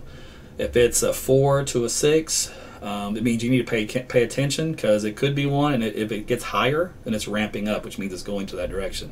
If it's under, you know, 4, like a 1 to a 3, I wouldn't worry too much about it unless it's a situation like this where it's not a supercell. It's just these little tiny weak tornadoes in a squall line. I know that's kind of complicated, but that's the best way to try to categorize that. So what that really means is you should pay attention. If that thing goes off, look at the radar, turn on the TV, turn on me, whatever it may be, get your update.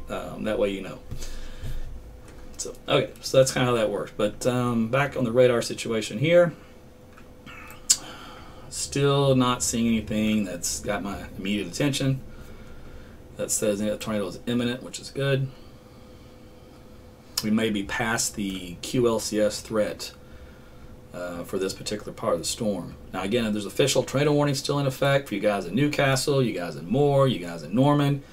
But to let you know, there currently is no tornado, and should one form, it won't be like your traditional tornadoes that you normally think of. These will be very tiny, very small, weak, transient, which means they're very quick. They last just, you know, they can last anywhere from really 30 seconds to maybe a minute or 2 at most. That kind of a deal typically. they probably lift up and down, so they wouldn't be on the ground the whole time. So there's all kinds of little things that happen with these. They can do some small damage, so that means you don't ignore them, obviously, and you don't run out and play in one. Don't do that either. But just letting you know so that you're not thinking that some EF5 tornado is coming, because that's not the case. That's basically what I'm trying to get across to you. Okay, what's going on here? Anything? Those are two areas I was looking at earlier. That's right. So they haven't really changed any from before.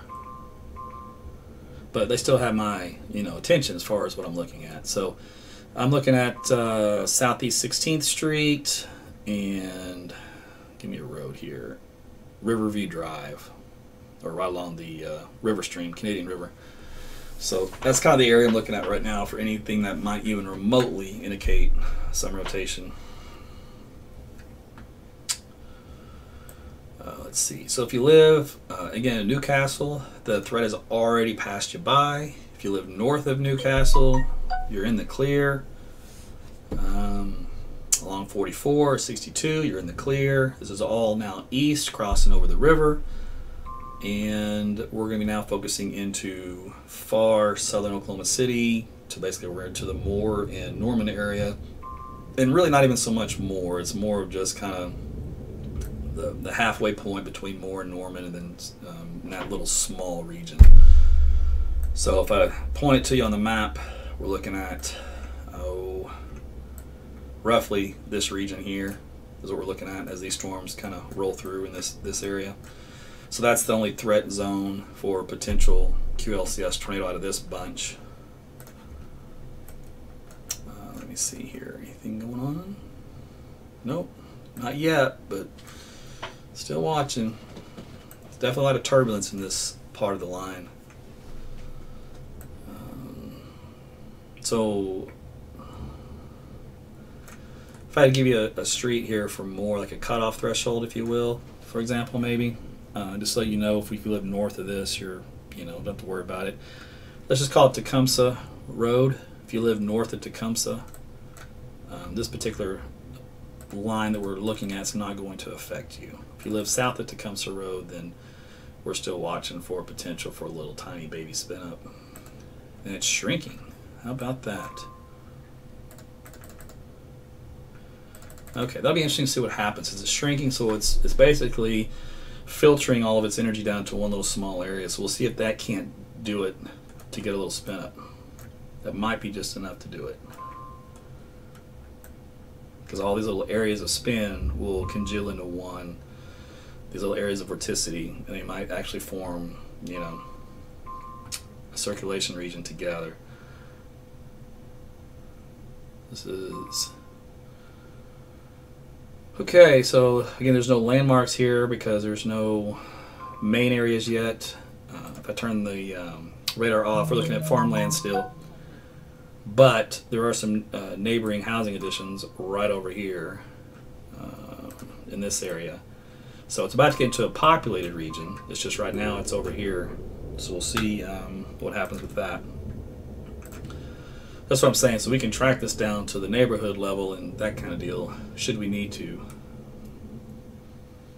So the intersection right now would be 60th Avenue Northwest and West Robinson Street. That would be the broad area of circulation, which is right here, which just kind of puts it in between this region and this region. So it's just this whole area here, which is really broad. It's over a 2-mile wide region.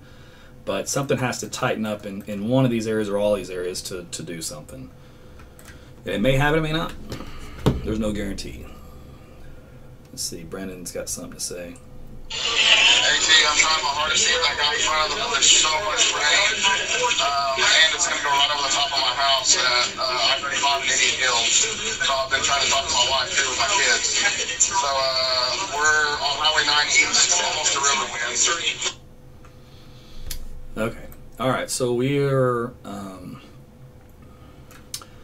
radar just did a quite different look to it. Let me figure this out.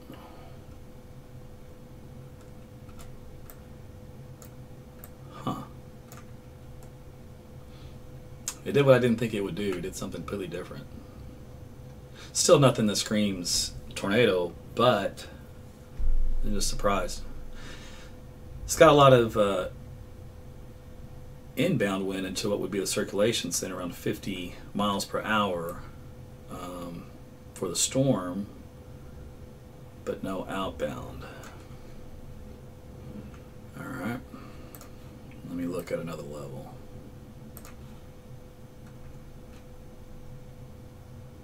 Okay, look at another level. Okay, now I'm going to go over here and look at a level. And one more level. No. Okay.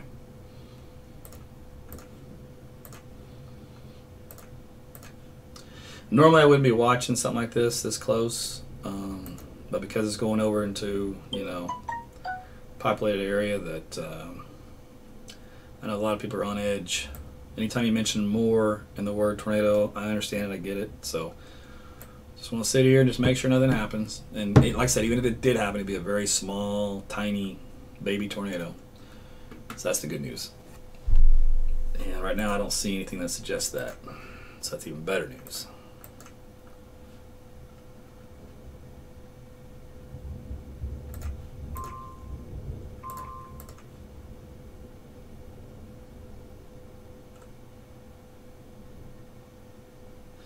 Okay, so again, if you're in Newcastle and you were still in your shelters, you can come out.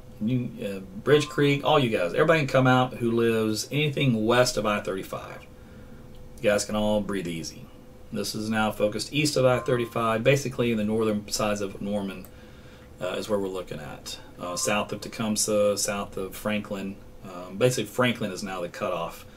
So Franklin Road down to the north sides of Norman. And it's for these little indentation areas here, and still, like I said, I'm not impressed. So I'm just gonna sit here and watch it. If there's something to tell you about or worth telling you about, I'll tell you.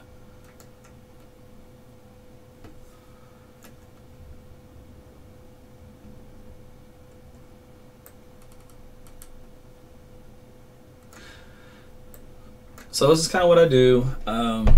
So I do cover tornadic type situations only. I don't cover, you know, hail and wind type storms in Oklahoma because I got too many things to do. I mean, I actually work a day job during a living, so this is what I do on the side. So if this was my only job, I'd have a lot more time to do this, but since it's not, I can only do so much. So I just focus on tornadoes. The other thing I do is I do it very low key, very laid back.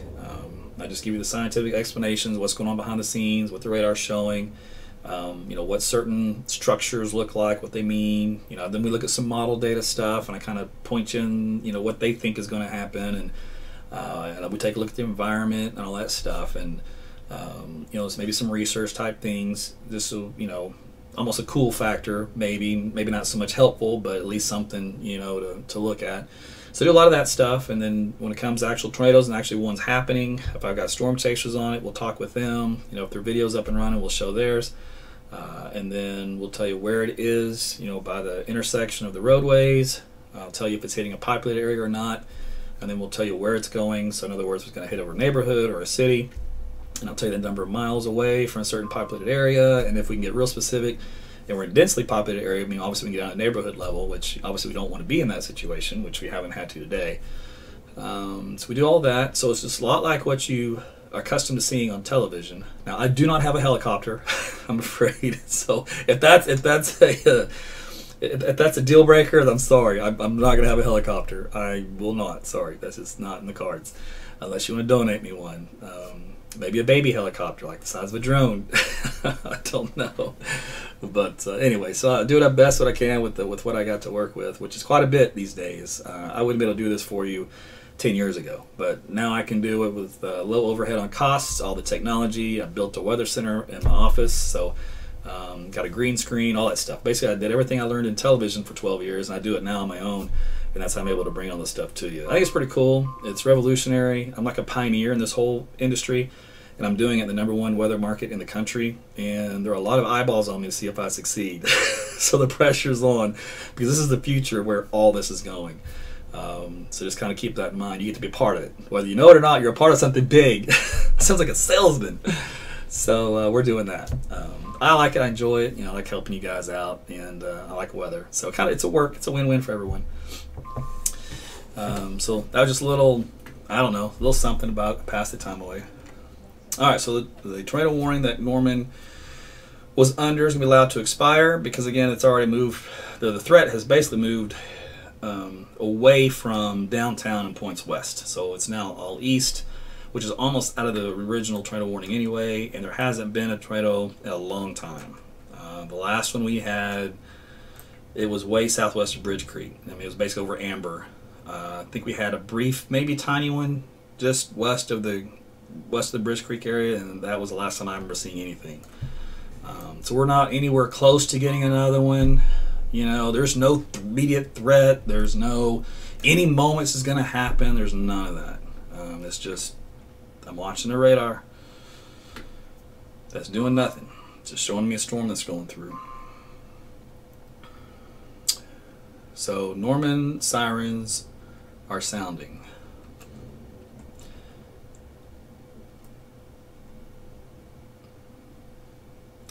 That's the other thing is each emergency management operation will sound their own sirens for their own reasons. They don't all use the same guidelines. They don't all have the same parameters to meet. They sound them for different reasons, or sometimes just sound them. It can be, somebody thinks they saw something, or maybe they're just in case soundings, but siren soundings. There's all kinds of reasons. So if a siren is sounding in your area, I would at least pay attention to the weather. It's up to you as whether or not you want to take immediate shelter, because typically they're not sounded until there's an actual tornado guaranteed on the ground. I just did my own redundant speaking, tornado on the ground, but a tornado doing damage or whatever. That's usually when the sirens, have a good use for them. So if there's a sirens that are going off in Norman, I don't know what to tell you. There's no tornado. There's not even a tornado warning anymore. And the storm is pretty much east of Norman. Hall Park is basically the leading edge of it now. If there were any type of, you wouldn't even want to call it a circulation center, it would be along 77, coming up on, 77. 77 12th Avenue Northeast, you can do it that way, or Tecumseh Road. So that's kind of the triple intersection. That would be the only spot where there's even some remote inflow of any kind of wind at all. And that's, matter of fact, this just showed up here in this false green reflectivity notch. This should be an error. In other words, this should be an artifact of the radar. This guy here. It's not a red and green situation. Now, if this green was up here and this pink was right here, then I'd be like, oh yeah, it's a tornado. But right now, I'm going to say this is an artifact from the radar, just getting confused on what it's looking at. But that's the intersection we're talking about. So this is north of Hall Park. So this will be coming up on, where are we? Tecumseh and 24th Avenue Northeast. So, let's see. Norman's still sounding their sirens east. The Weather Service will, because of this area I just pointed out, the Weather Service is going to go ahead and issue another warning, tornado warning for Lake Thunderbird towards Stella. Because this little notch right here. Not this one, this is phony, but up here.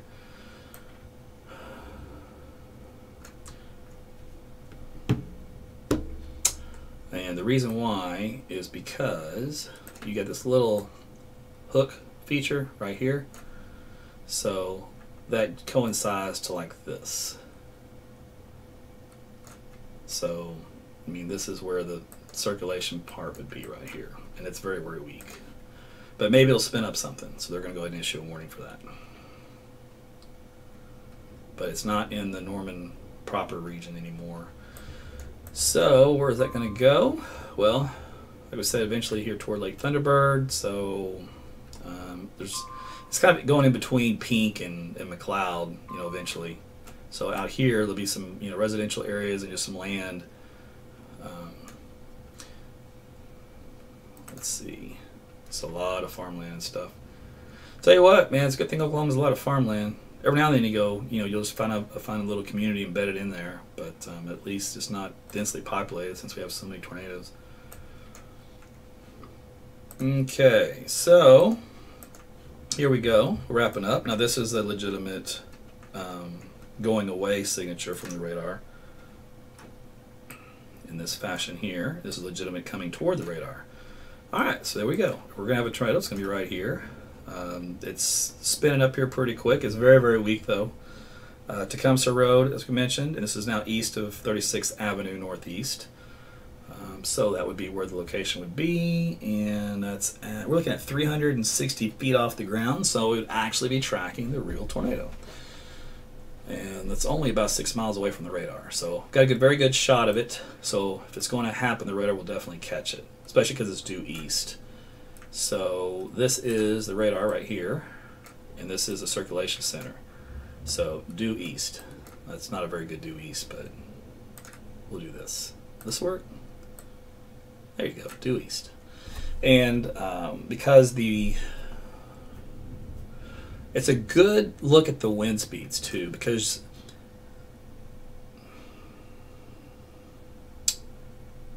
well, can be.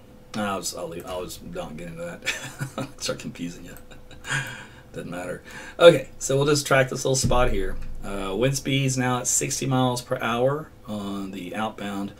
Of course, it's only going to have a weak winds of like around 6 in the inbound, the nature of the way it's put together. Let me look at this other radar and see if it has anything of value. Where are you? Ooh, no, that's brutal. That is brutal. Okay, there we go. Alright, so it actually sees something. This is an 88D, so it's close enough to actually see something, which normally it wouldn't be able to. So there you go. It's got 90 mile per hour winds at 340 feet. Now take a look at the rotational speed. Oh, let me update the track speed on this. Where are we? 256 at 23. 256, 23. Okay, so that helped a little bit. So that's 68 miles per hour outbound and 15 inbound. So basically a weak tornado. So there you go. All right, well that is over the north end here of the lake. Intersection, let's see, 72nd Avenue Northeast and Tecumseh Road. So that's where that little tornado would be. And then we've got another tornado, looks like, that they're going to issue a warning for Purcell area. It might be this little inflow here, or it could be here. Let me look. Oh man, that one really did wound up right here. All right, good. It's a bona fide radar signature for a tornado here, so no, don't have to second guess it or question it. It's definitely there. All right, the Purcell one down here. Okay, here's the other one. The other radar couldn't see it; it was blind. It's this little notch here. So this is actually just southwest of Purcell by about 1.5 miles. Intersection of Horse Avenue and Lake Road. So just west of 35, and southwest of the intersection of 35 and 39, Highway 39. So that's where that little tornado is going to be. So you need to be in your shelters if you live southwest of Purcell. As a matter of fact, just if you're in Purcell, go ahead and be in your shelters. Because there it goes. It just 1 minute update. Just had it jumped across there. So it moved pretty quick northward in just a minute. So now it's on the west side of Purcell by about 1/2 mile, right along the river. Again, right just west of 35. So that means people traveling along I-35 right now wouldn't want to be there, but that's where this small tornado would be, coming up on Adams Street. So okay, that's in Purcell, so you need to be in your shelters for that. So there's your tornado there. Secondary tornado. Man, these things kind of happen just fast, don't they? Just kind of all of a sudden there they are. Now this one was there for a moment, right here, and then the next scan, it's already filling in and weakening. So its last known position is Franklin Road and 84th Avenue Northeast. That's where this particular tornado is, just north of the lake, this fetch of the lake. Of course, it's got some other areas out here. So if you live on this other northern tip of the lake, it's going to basically heading toward that region. So some housing conditions out here, otherwise some land. But if you live along, 108th Avenue Northeast and also 120th Avenue Northeast, just be in your shelters for this particular leftover circulation center that runs just along Franklin Road and north of there. Otherwise, it's filling in pretty quick, so it's not much of an immediate threat anymore like it was a moment ago. It only lasted for, a scan? So basically a minute and a half, and then it was gone. Purcell one, let's take a look at you again. Let's see, new scan will come in here in just a few seconds, and it's probably going to be jotting north and east, and then we'll see what happened with it. It may have already dissipated. That's kind of how you have to track these QLCS. You've noticed I had a lot of downtime there where there's just nothing going on, and then boop, spun up, lasted for a minute or so, and then they're gone. Okay, I think they're still sounding sirens at OU for some reason. Just guys let you know there's no tornado, but hey, there is some wind. They might be sounding the sirens for that. There's 60 to 68, 69 mile per hour winds blowing through Norman. There's a 70. Let's see, 78 miles per hour wind along Highway 9.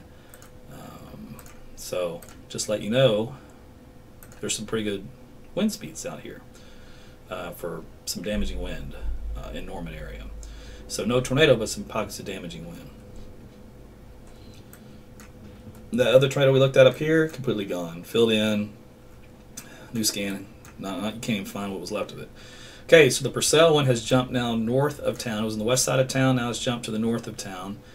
Intersection here is, let's see, what's the wind speeds on that? 66 miles per hour and 12 and 13. So small tornado again, EF0 likely. Maybe EF1 at most. This is just east of the Highway 77. Let me give you a cross street on the north end of Purcell if one shows up here. West Pierce Street is where it's located. So West Pierce Street and near Polk Street, West Polk Street. So that's north of Purcell. That's where this particular tornado is located. And I would assume the next scan, it's going to disappear. It'll also continue to move more northeast away from Purcell. So stay in your shelters for another minute or two. You guys down there in Purcell, in the immediate city, and then once the next scan comes in, it'll show it's moved out of there. Then you guys can start coming out if you wish.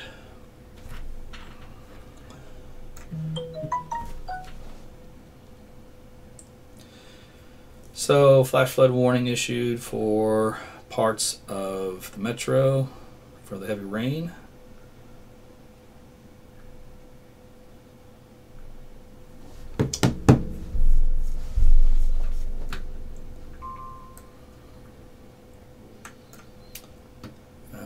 Signature near Purcell looking more significant, so the tornado is likely. Yep, we know that when that come out.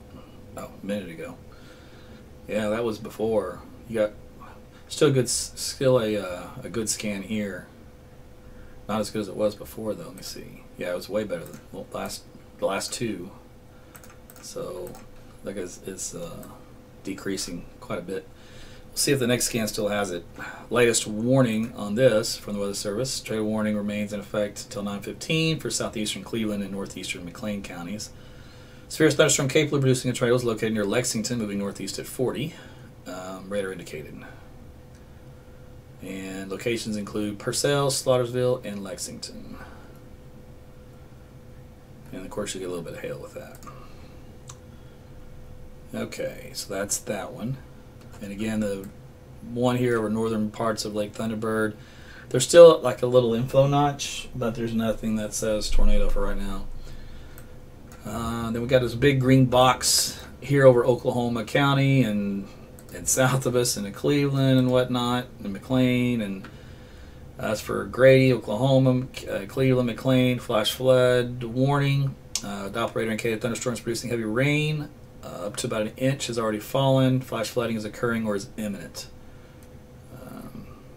Hard to believe you get flash flooding with just 1 inch of rain, but I guess we're getting it. Additional rainfall amounts of 2 inches are possible in the warned area before this whole line finally moves through.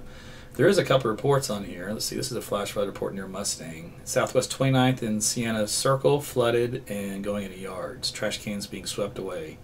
That is some of the wildest things you'll see is trash cans getting just going down the street at 30 miles an hour. That's a sight. All right, so back down here to Purcell, like I talked about, the tornado signature continues to weaken. There's barely a faint one left. Location on this is still east of 77 along York Road by about a mile, half a mile even. So 77 in York Road, just a half mile away. If I take off the radar and just show you the land, it's just over some trees, some farm community here. There's actually no farms in the immediate area. There's a couple of them northeast of there, so you guys need to be in your shelters. Other than that, for more farm communities up north there, about another half mile. So there's a few people in the path, and then a few more neighborhoods from there. So yeah, there's still a few people in the path here as we approach Slaughterville, so you guys need to be in your shelters until this thing completely collapses, which is pretty close to doing. There's not much left of it.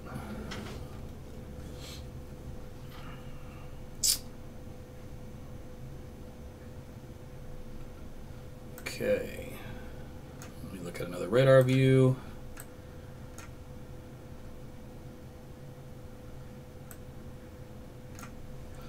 Let's see, I still have a wind of 4 miles per hour, but I have 7/10 of an inch of rain. So I don't even have an inch of rain yet. I could use an inch of rain. I should have put down some fertilizer. What was I thinking? All right. See if there's anything going on down south. Nope. So a lot of those storms have actually weakened in far southern Oklahoma, which is good news. The severe thunderstorms basically stop around the Sulphur-Murray line and then continue through Pauls Valley, Purcell, and that's it. So that's kind of the region of the severe criteria, just we're actually getting some wind out of it still.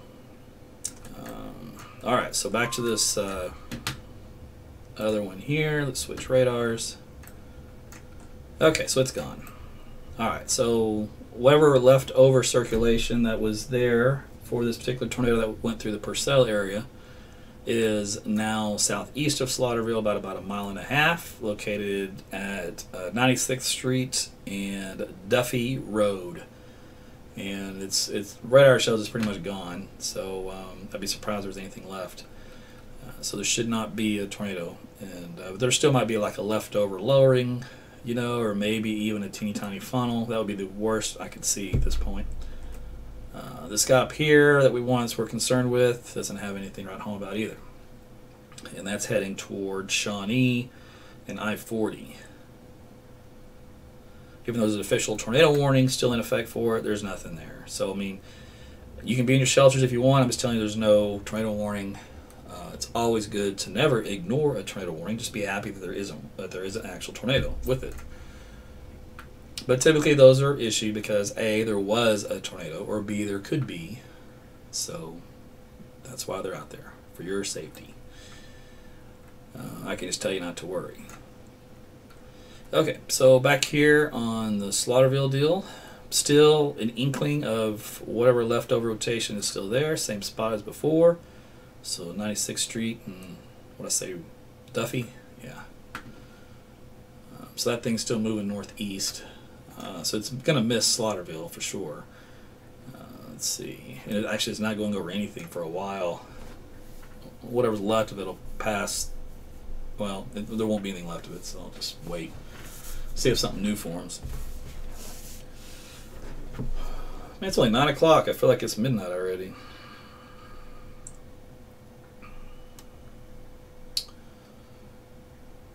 Alright. Now keep in mind I pretty much only handle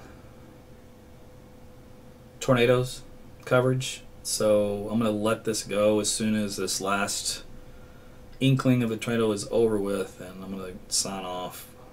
Not because I don't love you guys, it's just I just deal with tornadoes. Trust me, there's plenty of love. Lots. You are my children. I don't have any kids, so you are my kids. And I mean that in a very good way, by the way. Alright, I'm looking out for you. Got your safety in mind. Alright, still got this little weak rotation that has not given up, believe it or not. I'm surprised. It's still really, really weak, but it's still there. So this is northeast of Slaughterville now. Let me look at a different radar. What does it show? You see, it looks worse than the other one, or worse as in not impressive. Okay, but if I look here, which correlates to here and here, those are two little inflow notches that could be little bitty baby tornadoes, QLCS ones. It's just we're so far away from the radar, we'll never know. All we have to go off all these little bitty indentions. Those will drive me crazy. I can't sit here and cover every one of those because I'll be up here all night for something that lasts for a minute. Okay, that's basically what I'm doing right now, actually, is covering these, which are in the same way. I need to go eat. I'm getting hungry. Okay, so where are we back here? Slaughterville again? And let me look at this other one up here. Nothing. Nothing but net. Okay. I'll hang in there a few more minutes. Oh yeah, that new scan that came in wiped whatever was left of that green away. Canceling all tornado warnings, says the National Weather Service. Yay! Everybody go, yay! Everybody hit a bunch of hearts and love and likes and go, yay! All tornado warnings canceled. So, oh, that's music to my ears. It's music to everybody's ears, right? Okay, listen up. That's the sign for me. Call it. Oh. Well, there you go. It's my first coverage for the season. And I think it went okay. Like I say, it wasn't a big deal. We had a few tornadoes. And we'll have to see about the one down in far southwest Oklahoma. That was the only one that really had me quiet, if you noticed. I got a little more serious on that deal because I could tell that it meant business. So I'm not sure what happened on there. It was, again, over some open farmland, a lot of it, so that was good. But I think it did hit something based off the radar returns. So there's a little bit of debris in there. It could have been just trees, though. Not necessarily a home or anything like that. That may not have been the case, so let's hope not. But just take one last little look before I sign off here. But I really do appreciate you guys tuning in and watching and commenting. I'm sure there's 1,000 comments on this Facebook live deal, and I haven't seen a single one of them because I'm too busy running maps and stuff. But that's about it. So I do want to thank you for your time and for putting your faith and trust in me for AT's weather. And this is what I do here on the side to help keep you nice, calm, relaxed, stress-free. I mean, who thought you could actually cover a tornado stress-free, right? It turns out you can. So I do take them serious, but we don't get worked up over them. I'll get serious in tone once we actually get them, and it is a serious matter. But sometimes when there's nothing going on, you can relax a little bit and have a little bit of fun. And you noticed tonight there was very few of them, and there's a big state, which means a lot of us didn't see anything. And on top of that, that was a lot of hype for a long period of time, for several days on end, for what amounted to very few of us even seeing anything. And that's just the way it goes in the spring. So I'm just going to remind you of that again, so that the next time there's a forecast a week away of however many days of severe weather, take it with a grain of salt. What you should do at that point is just realize, okay, somewhere in such and such date there may be some severe weather. I'll put it in the back of my head somewhere, and then, if I needed to do something before then that's important, I'll do it. If I haven't already had a game plan, which I should have already had one, you'll make it. Those kind of things. Otherwise, don't sweat it. And as we get about a day or two out, then start paying attention, to get the details. Like, where is it going to be? What time is it going to be? That kind of stuff. Like today, you could have gone your entire day here in Oklahoma City, did all your normal things, not skipped a beat. And there's a lot of people out there already panicking, they're pulling kids out of school, they're canceling all their plans, they're canceling events. And I'm just like, guys, they wouldn't even come in until after 7. Why would you do all that? So you got to learn somehow, some way to turn off the anxiety-causing information so that you can, remain sane as much as possible in this situation. Check out my blog. I've got one over the lopsophobia. It's the fear of tornadoes. And there's astrophobia, I believe it was the fear of severe storms. So you can read about those, find out if you have a medical condition or if you just have a healthy respect of either one. So that's kind of detailed in that. So you can check that out at aarontuttlweather.com. And thanks for watching. Tell your friends and family about what you can do here as an alternative, if you'd like, for severe weather. And I'll do this for the tornado events. So if I'm on live broadcasting, it's for a reason. It usually means business. Now I will still though do the other live broadcast, which is just giving you forecasts, and we look at the model data. We have a little fun, that kind of stuff too. So that's kind of how everything goes. All right, so I'm going to go ahead and sign off. I do not plan to come back on, so I know if you folks are watching me in eastern Oklahoma, you're going, hey, don't leave us. I'm just like, well, it's not I'm leaving you, it's just storms, and there's no tornadoes that are expected. And if one does happen, it'll be so short, so quick. By the time I would get back on, it'd already be over. It'll be very, very small. So use my weather app, AT's Weather to Go. It'll warn you if you're in the path of one of those, so you can seek shelter. And of course, the Weather Service will issue warnings if they can catch them in time, because not all of them will show up on radar. It's a very cat and mouse type game, so at least you know the deal. But all right, ladies and gentlemen, well, if I don't come back on for whatever reason, if you don't hear from me, I'll look at the data. Oh, wait a minute, you know what? Hold on, before I sign off, let me just go look at peak at tomorrow. Let me just see what the new model data shows for tomorrow. I didn't expect tomorrow to be a big day at all, and since I've already got you on here, I might as well, right? We'll just have to look at it together. So what am I going to do here? Let me do this. Okay. Where do I want to go? I'm going to go on the fly, so you're just going to have to deal with me here. And we'll just look together.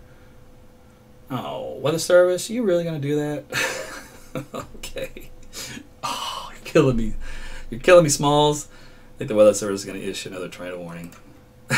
Right after they're like, all clear. I'm like, oh, just kidding. All right, we'll look at that here in a minute. Let's see.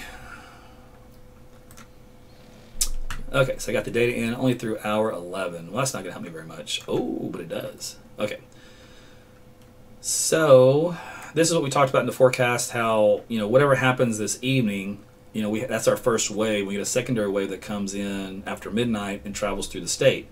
So this is a forecast for midnight, which shows new storms developing down here along the dry line, again overnight, and then those will be making their way, expands northward into kind of a squall line. So it'll be elevated in nature, which means there'll be some wind and some hail, but on a lower end threat of severe weather. And a tornado threat in that particular case is not zero, but it's extremely low. It's basically like it is now, but probably even lower.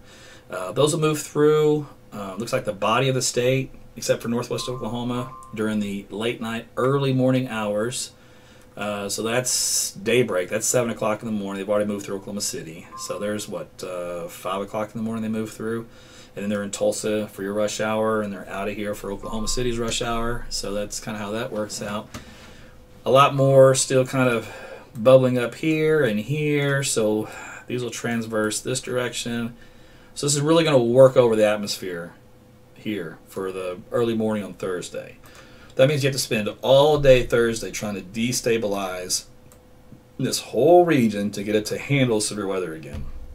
And that's why I say that's a tough call. That's a hard thing to do. So we'll have to wait and see. Let me go to a different model site because this is going to be slow. I'll go to another one that should update a little faster. So hang in there with me. So this is actually this will quantify and qualify your 10 p.m. newscast weather update. If you want to know what the forecast is for tomorrow, I'll just show it to you now. That way you don't have to stay up and watch anything. You just go to sleep, listen to the sound of the pouring rain. How's that song go? I'll bust out the song here in a minute. Listen to the rhythm of the pouring rain. Isn't that how it goes? Yeah, buddy. All right, I need to work on my key though. Okay. By the way, if you ever watch me, once we get past 9 o'clock, I started getting delirious. So there's no telling what I'm going to do or say. That can be good and it cannot be. Probably good for you, but not good for me. Okay. Come on. You ain't in yet, are you? I got through lunchtime on Thursday. Okay, so at least on lunchtime on Thursday, it shows you how everything is finally working its way out of the state. Well, that's a slow exit. You need to exit faster than that. Still got some residual stuff here in central Oklahoma and this stuff out here. So that even gives only a couple of hours, really, to get some sun in here to get things going. All right, I'll come back to that in a second. Let me go look at this. If they issued a warning Another tornado warning for Shawnee, which looks like they did.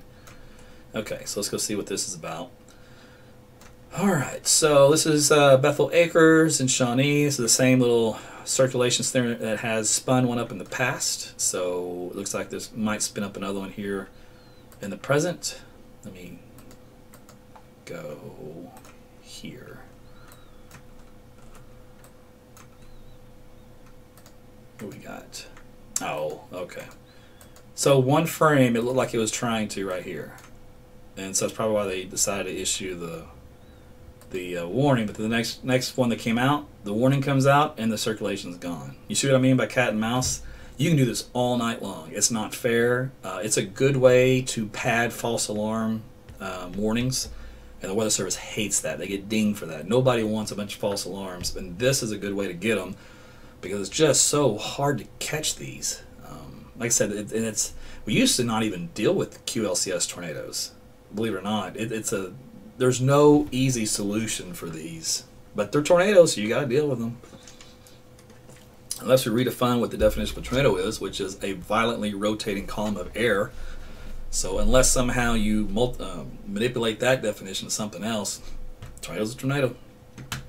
Okay, so whatever residual leftover nothing burger that this is, north of Bethel Acres, about 2.5 miles, right along 102 and Independence Road. That will be making its way into Shawnee over the next, say, 5-10 minutes from west to east.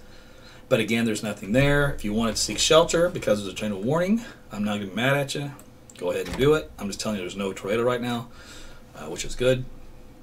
Let's see. I might switch radars too.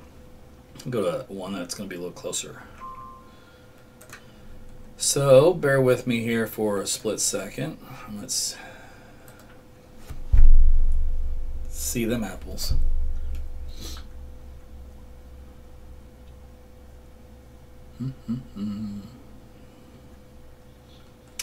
Okay, you know what I could show you guys too? If I got it working over here, let me see something. Do I have it on here? Hold on. No.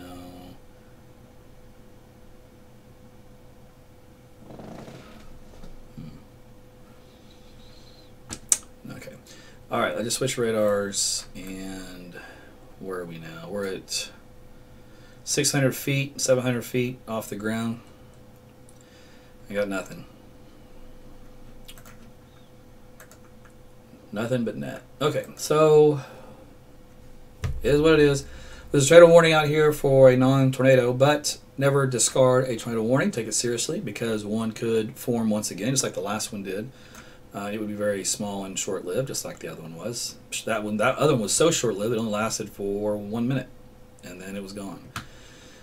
And that's even assuming it even happened, actually, because honestly, the radar signature was heading that direction, but then it reversed, so it probably never even did anything. Okay, so I'm just giving you Shawnee guys some love, just to let you know that I haven't forgotten about you, and let you know that there's nothing to worry about, but go ahead and be in your shelters so we can handle it that way. Okay, so back to the models. Let's see what news come in. Anything? Okay, so we're at 2 o'clock in the afternoon at this time. Let me see where the dew point values are. Okay, so this is the dew point value, so this is where the dry line is. So the dry line's setting up like this. So you can't get storms behind the dry line, they have to be forming out ahead of it. So the storms would typically form basically in this zone here. Now if the dry line doesn't move anymore at all, that places Oklahoma City smack dab in the middle of storm initiation. Now with the storms clearing out at lunchtime, that gives us about 4 hours of daytime heating. Let me see what the model thinks temperatures will warm up to. And then we'll see if, for real? Come on. Don't play with me. Alright, models seem to think we're going to easily hit 84 degrees. So that erodes the whole thought of destabilizing, stabilizing the atmosphere, then having to re-destabilize it, because 84 degrees over dew point of, what was that, 69? Let me go back. Oh no, it was 65. Still though, it's not bad. You should be able to get some storm initiation from that. And with the storm system coming in from the west, getting much closer, we should have eroded the cap. All right, let me take a closer look at this. Thursday might be something after all. We'll see. Look at the wind speeds. Oh, they're all from the southwest. So that's not even a hard dry line. That's going to be difficult. You got to get a dry line to set up. So what happens is you get these winds that come in like this, okay? And you get wind speeds in this direction like this, and you get wind speeds in this direction like this. There's no immediate convergence. You need something like this and this coming at each other. That's convergence. This stuff paralleling one another, that doesn't do anything for me, and neither does it for the atmosphere. So if that's the way that pans out, then it's hard to get a storm in that environment. Let me see what else we got. I need something more than that. We got Cape. Got any Cape? Alright, if we're 84 degrees, where'd all my Cape go? Why is it all in eastern Oklahoma? This model's goofy. I'm already ready to throw it away. Anyway, it's got the Sirius Cape from Tulsa down south, and that's kind of feeding along the theta E axis of where those winds were. So that would be your boundary trying to fire off some storms. So that can happen. A theta E axis can fire off storms. It's like an imaginary boundary. In other words, it's not a dry line, so it's not a hard, actual physical, well, it's not a physical thing either, I guess. That's the difference in air masses, kind of like a cold front, warm front, that kind of stuff. Dry line is just dry and moist, whereas this is just all moist, but it's hot. It's like a little corridor of extra heat and instability. And if there's no cap, you can get storms to form along this little area of the theta E axis. So that would be from Tulsa down to Ardmore. Okay, well that jives what I've been saying for the last 3 days. So if that pans out, there we go. Forecast, good. Let me see some of these other parameters. The tornado index and the supercell index. So there is a weak tornado index in this region from Tulsa to Ardmore. Okay, southeast Oklahoma for Thursday afternoon.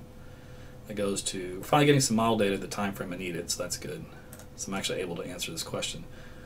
And then supercell composite index, same corridor from Tulsa down to Ardmore and points east. Okay, so we're looking at then the threat for severe weather is back in Oklahoma tomorrow afternoon, but for the eastern roughly third of the state, if you want to draw a line from Tulsa to Ardmore, let me see how the reflectivity looks like, if the models were actually trying to produce something. Come on, you can do it. Oh, they try to do something around 5 o'clock in Oklahoma City, and they can't do it. Then they try to up around the Tulsa area by 8 o'clock and just quite can't do it. Do a couple up here in the north, but not here in the south. The fact that it can do it here and not here tells me that the atmosphere is still too capped, according to the model data, which means you can't break the cap with the theta E axis. Now you can break it up here because the cap is weaker. You have this colder air aloft that comes in from the west for the storm system, the upper level storm system, and it covers all this region, cools everything down, whereas it doesn't quite make it this far south because it's too far north of us, so we stay capped. I don't know if that helps to make any sense of anything, but I just figured I'd throw that out there. What else? I gotta show you a sounding. I gotta see a sounding, truth be told, because I gotta find out. Alright, so let me go here. 0Z. Let me do a Tulsa sounding. Oh, of course you did. Okay, let's go before 0Z. Oh, of course you did. Okay, let's go 5 o'clock in the afternoon. Oh, of course you did. Okay, Oklahoma City? No, of course you did. Punk. Alright, where else can I go to get what I want? Oh, I know. I'll go here. We'll see if they got it. Thanks for hanging with me. They kind of ended the severe weather coverage, and we're just doing forecast for Thursday. Ooh, 24 hours. Sweet. You can have it? Let's find out. Oh, another tornado warning? Okay, hold on. I gotta hurry up and get this over with so I can get over there. Look at the radar again.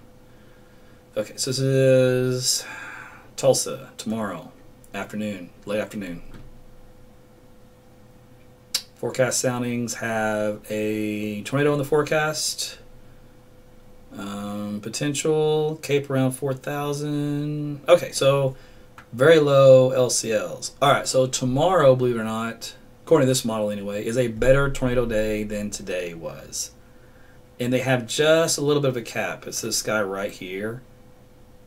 But as long as it warms up into the 80s, it should be no problem. But yet the model doesn't break out precip, which tells me that it thinks that it won't get that hot, even though it says it will. It says it's going to get to 80.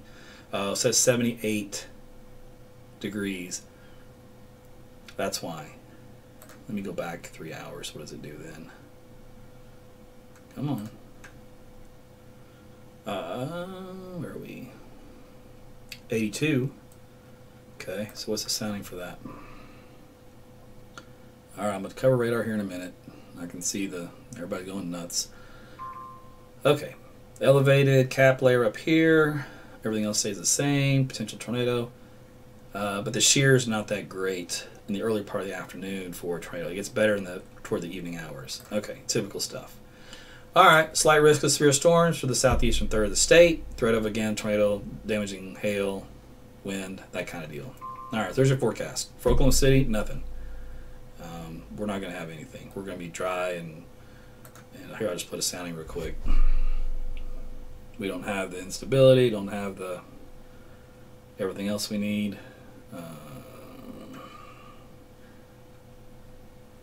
Shouldn't. Oh, that's a close call. I hate this on the fly. There's just no service convergence because the dry line's kind of washed out. Tomorrow's going to be questionable. I hate that. I'll be more certain. All right, let me go back to radar. I had to come back to that. Okay, so we got two potential areas here. The Shawnee, no tornado at all. Tecumseh, no. Okay, this was a tornado down here in Macomb. All right, so this one is a tornado. And it's actually looks like a pretty decent one. This is Brooksville. Inbound 30 and outbound 40. All right, so this is actually, this may be one of those supercell embedded type tornado. Because, yeah, it is actually. This is one of those rare deals we see. So this is actually a bona fide tornado. This is a strong one. So it would be, well, stronger. It's not the weak EF0. So it may be a EF1 or 2 at most. But so this is south of Brooksville, about 3 miles, right along the river. It'll be coming up on Highway 177. It's already lifted and weakened. Boy, that didn't last long. Let's see. East 126 and 177 is coming up an intersection. This is in Pottawatomie County, like I said, about 4 miles south of Tecumseh. There was a good scan there. It was together, 2 of them actually. So it lasted for 2.5 minutes east of Macomb. Then it crossed the Sioux Creek, or the river, right there, and then now it's died out. So for 2 scans, it looked good. So for about 2.5, 3 minutes, maybe at tops, we actually had a tornado, or should have had one. There's only looking at about 1,000 feet off the ground, so that's a good indication. All right, well, we had a little tornado there then, briefly. Let me see if it hit anything. Let me do this.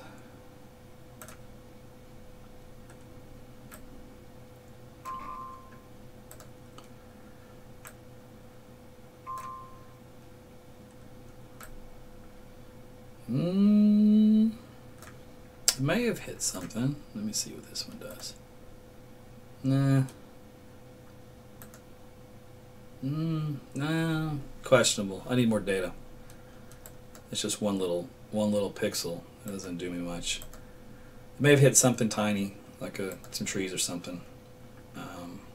But yeah, it was a tornado. Let me see if it went over anything. Trees. Went over trees and farmland. Good. Okay. Yep, trees and farmland. It was just north, looks like, of these little communities. Just barely. Whew. Oh, that was a close call. Then after that, when it crossed the river, again, nothing out here either. Whew, man. If you're going to have one, it's the way you got to have it. Again, I hope I didn't hit those couple of houses there. It was just north and east. A big close call. Okay, so that's the only active tornado in the state, and that's already gone. Well, that was fast. There is nothing for Shawnee, of course. We talked about that a while back. And that's it. Okay.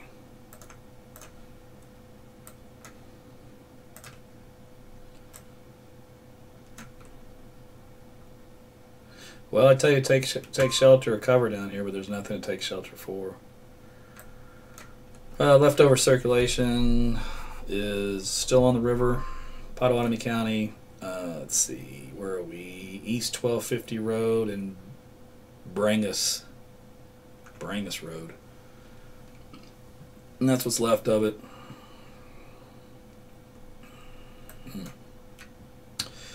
So you're going, why didn't that last very long? Why was it so short?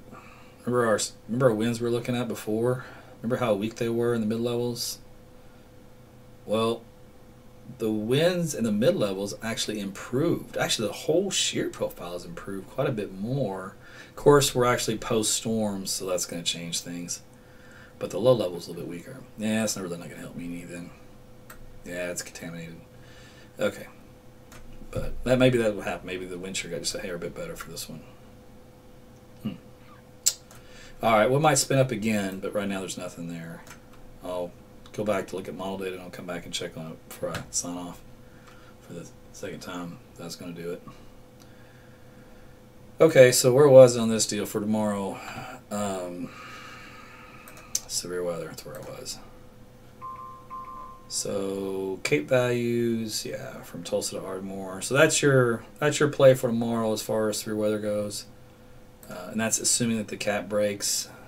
It looks like that's assuming that the theta E axis is hot. The dry line just doesn't have any convergence along it, and that's why the models don't want to forecast anything to break here in central Oklahoma. So there you go. They do bust through the theta E axis, and apparently not enough of a strong cat to prevent at least a few storms down here in southeast Oklahoma with some mesoscale tracks on them. Mesocyclone tracks right here, so might get a tornado out of it here in southeast Oklahoma from one or two of these supercells that get going. But that's through 9 o'clock, so from 6 to 9 is when that's going to happen. Then after that they die out. So let me look at the shear at the time that those are going. So in this area, shear is not great. It's not ideal. So we'll see. It's more questionable tomorrow than it even was today. I mean, at least today I knew there'd be some storms. We get a couple of tornadoes, but tomorrow I can't tell you if you'll even get any of that stuff. There's too many things that can go wrong. So let me see. Let me pull up another deal. Let me see how the WRF finally did. It's usually my go-to, but I didn't trust it for this event. I'm glad I didn't, because it botched it big time. It did catch on though, looks like. Did it? Let me refresh this. No, it still never caught on. It still botched it. You stink. See, that's why I'll never be out of a job. Because the models are never that good. Thank goodness. Alright, that thing moves out tomorrow. It doesn't produce anything in Oklahoma. Nothing. That other model only produced for 1 or 2 storms, and that was all it could do. Okay, so there you go. That didn't help me a whole lot anyway, other than just kind of reinforce what I said a moment ago. So, yeah, it's iffy. Low threat, low risk. Little wind, little hail, isolated tornado, southeast Oklahoma. That's typical standard May protocol. Can't go wrong with that. Sometimes goes, is it that easy? I'm like, yeah, it's that easy. Just depends on the environment. But yeah, the models do produce a little bit of storm activity down there, even late, like Friday morning. So some elevated stuff overnight. And that could easily happen too. Nothing happens during the day, and you just get this overnight stuff down here. It wouldn't be tornadic though; it'd just be some hail, some wind at most, and some heavy rain. Okay, so that's the way we look into Thursday. So unless something changes in the morning, I'm not worried about Thursday. Like I said, the best shot looks like it's some storms. It's going to be out in southeast Oklahoma during the late afternoon, early evening hours, from 5 to 8 o'clock roughly in that time zone. And that's it. So, okay. Well, I'm going to go ahead and sign off. I'm going to look at this one more time, just make sure there's no more tornadoes. And then I'm signing off. Still some wind though. Chandler to Sparks to Johnston. These are up around 70, 80 miles per hour. That's typical. There's a little inflow notch that was back here before, and it's gone. So that thing's No longer an issue. All right, let me check this radar. Anything? Nope, nothing there either. All right, that's it, kids. I'm going to sign off then. Like I said, if I really need to, something happens, big tornado, whatever, I'll come back on. I'll do some stuff behind the scenes and kind of check on it. But I got to get some stuff done because I got to work tomorrow early. And like I said, for Thursday, I don't expect much. I don't expect to do any live streaming tomorrow. I don't expect the need for that. So, and then long term, man, we're not going to have any severe storms in here that can produce tornadoes for a while, like for at least another, man, it could be a week, you know, so, or more, unless something dramatically changes. So we'll see what happens with that. But back to what I said when I was about to sign off the last time, which was thanks for watching AT's Weather. I'm glad to have you here. I hope you enjoyed yourself and you were nice, calm, and relaxed. You're drinking a glass of wine and just chilling with me. I hope that's the way it was at your house. If unfortunately you're one of the ones that had a tornado come by your house, I'm hoping that you're safe and that you're able to seek shelter in time and that you didn't have any damage or any injuries. So let's hope for the best of both worlds for everybody out there. Okay, we will talk again soon. So if I don't talk to you later, have a good night and sleep well. And we'll update you, you know, with forecasts and everything else that comes along in May. All right, take care, everybody.